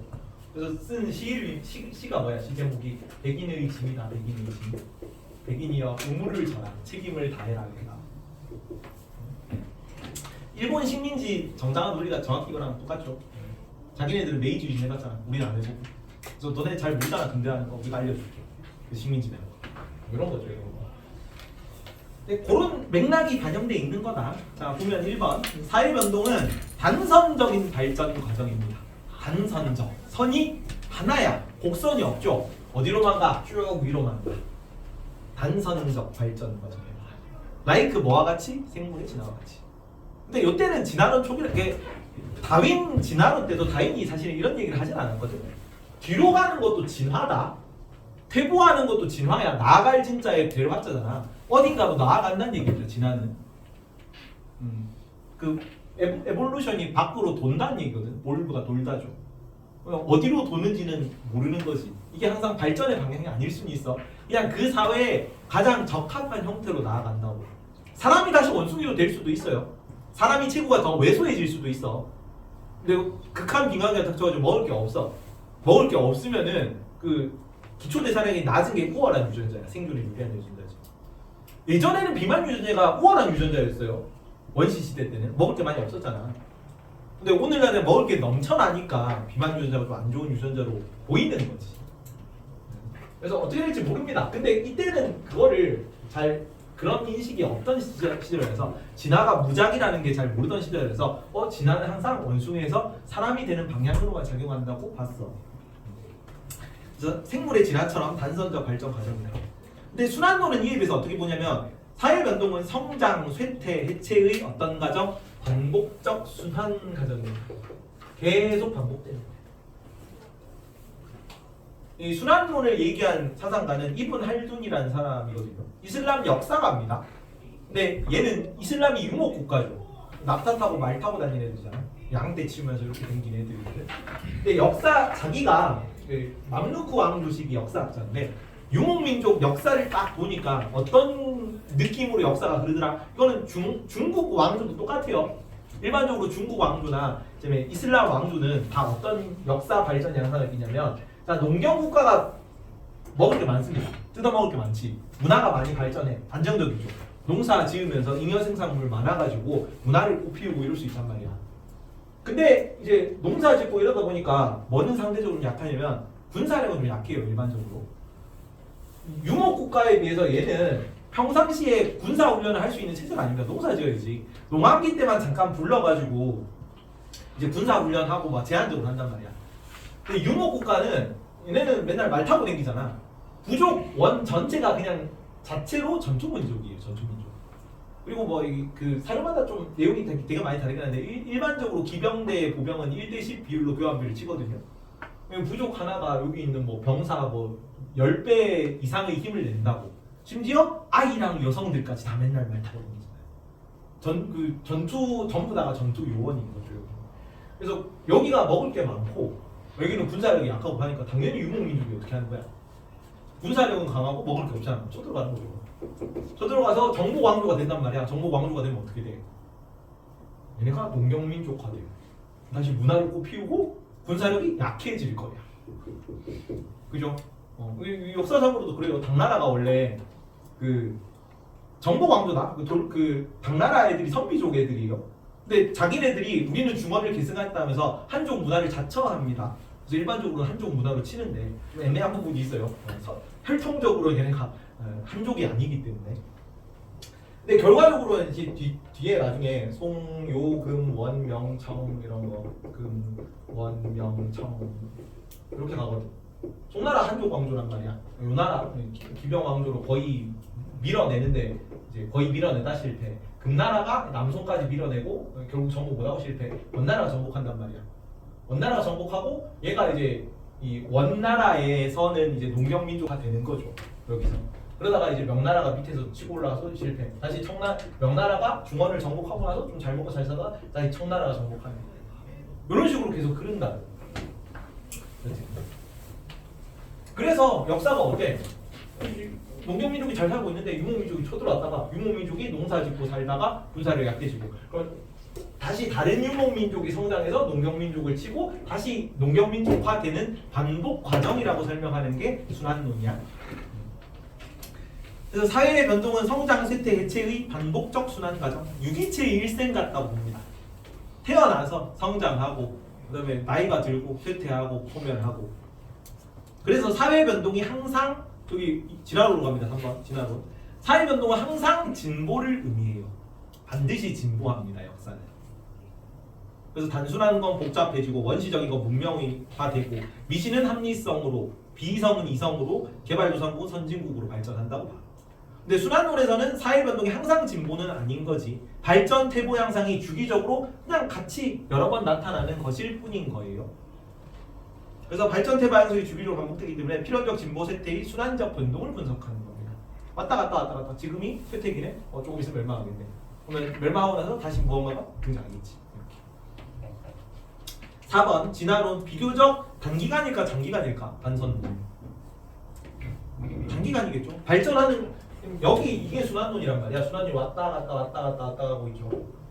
그럼 여기 발전 진화론 어디야? 여기에요. 여기만 딱 보는 거야. 발전 중이네. 계속 발전하겠네요.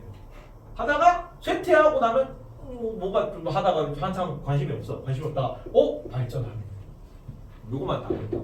단기간 그래서 비교적 단기적 역사에 기반한 거고 발전 양상에 관심을 가집니다. 얘가 올라가고 어디까지 올라가는가 이런 거. 왜 발전했는가?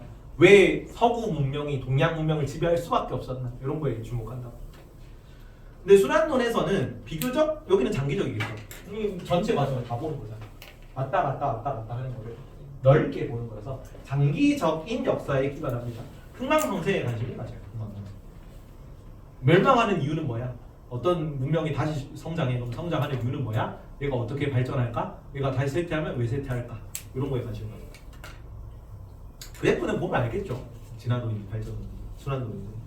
일단 아래쪽으로 갑니다. 진화론 그 그림 아래쪽에 일정한 이거 중요합니다. 여기 나오는 것도 그 별표 하나씩 쳐라. 주기 방향 양상에 비교하는 거 자주 나옵니다. 밑에 정리를 해놓긴 했는데. 자, 진화론 일정한 주기가 있습니까 없습니까?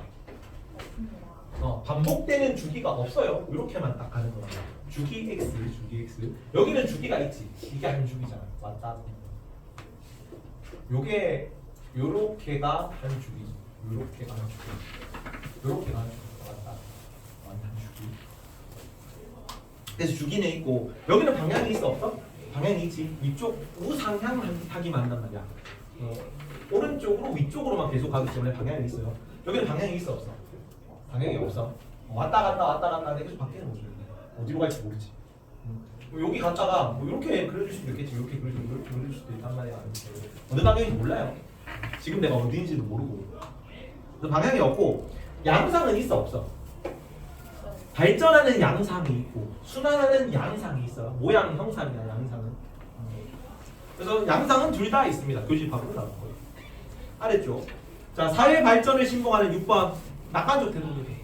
무조건 역사는 미래에 어떻게 될 거야? 지금보다 나아질 거야. 긍정적으로만 보이겠죠. 장밋빛입니다. 근데 순환론은 반드시 뭐 해야 돼? 지금 한창 이제 그 우상향하고 있지만 주가 차트가 올라오고 있단 말이야. 막 익절 하고 있는데 나중에는 어떻게 될 거야 항상. 언젠가 한번 버블이 터지겠죠. 그래서 사회 소멸을 받아들이는 숙명론적, 운명론적 태도예요. 숙명론 혹은 운명론적 태도. 자, 아래쪽에 한계 봅니다. 한계. 진화론 한계. 서구 사회를 발전된 사회로 전제하는 서구 중심적 이론이다. 뭐 합리하겠니? 제국주의 합리할 거예요. 제국주의. 서양이 동양을 식민지배해도 된다는 사상을 합리화하는 데 이용되는 이론이야. 제국주의 합리화. 합리화 비판할 거고 순환론에서는 사회 변동에 대한 인간 행위의 역동성과 자율성을 과소평가합니다. 순환론에 따르면 어떤 사회, 뭐 유기체처럼이나 유기체가 우리가 죽음을 벗어날 수 있어 없어? 무조건 죽겠죠. 언제가 된지 몰라. 내가 지금 사회가 막 이렇게 해가지고 올라가고 있단 말이야. 이게 언제 꺾일지 모르지. 근데 언젠가는 무조건 뭐 한다? 무조건 꺾인다.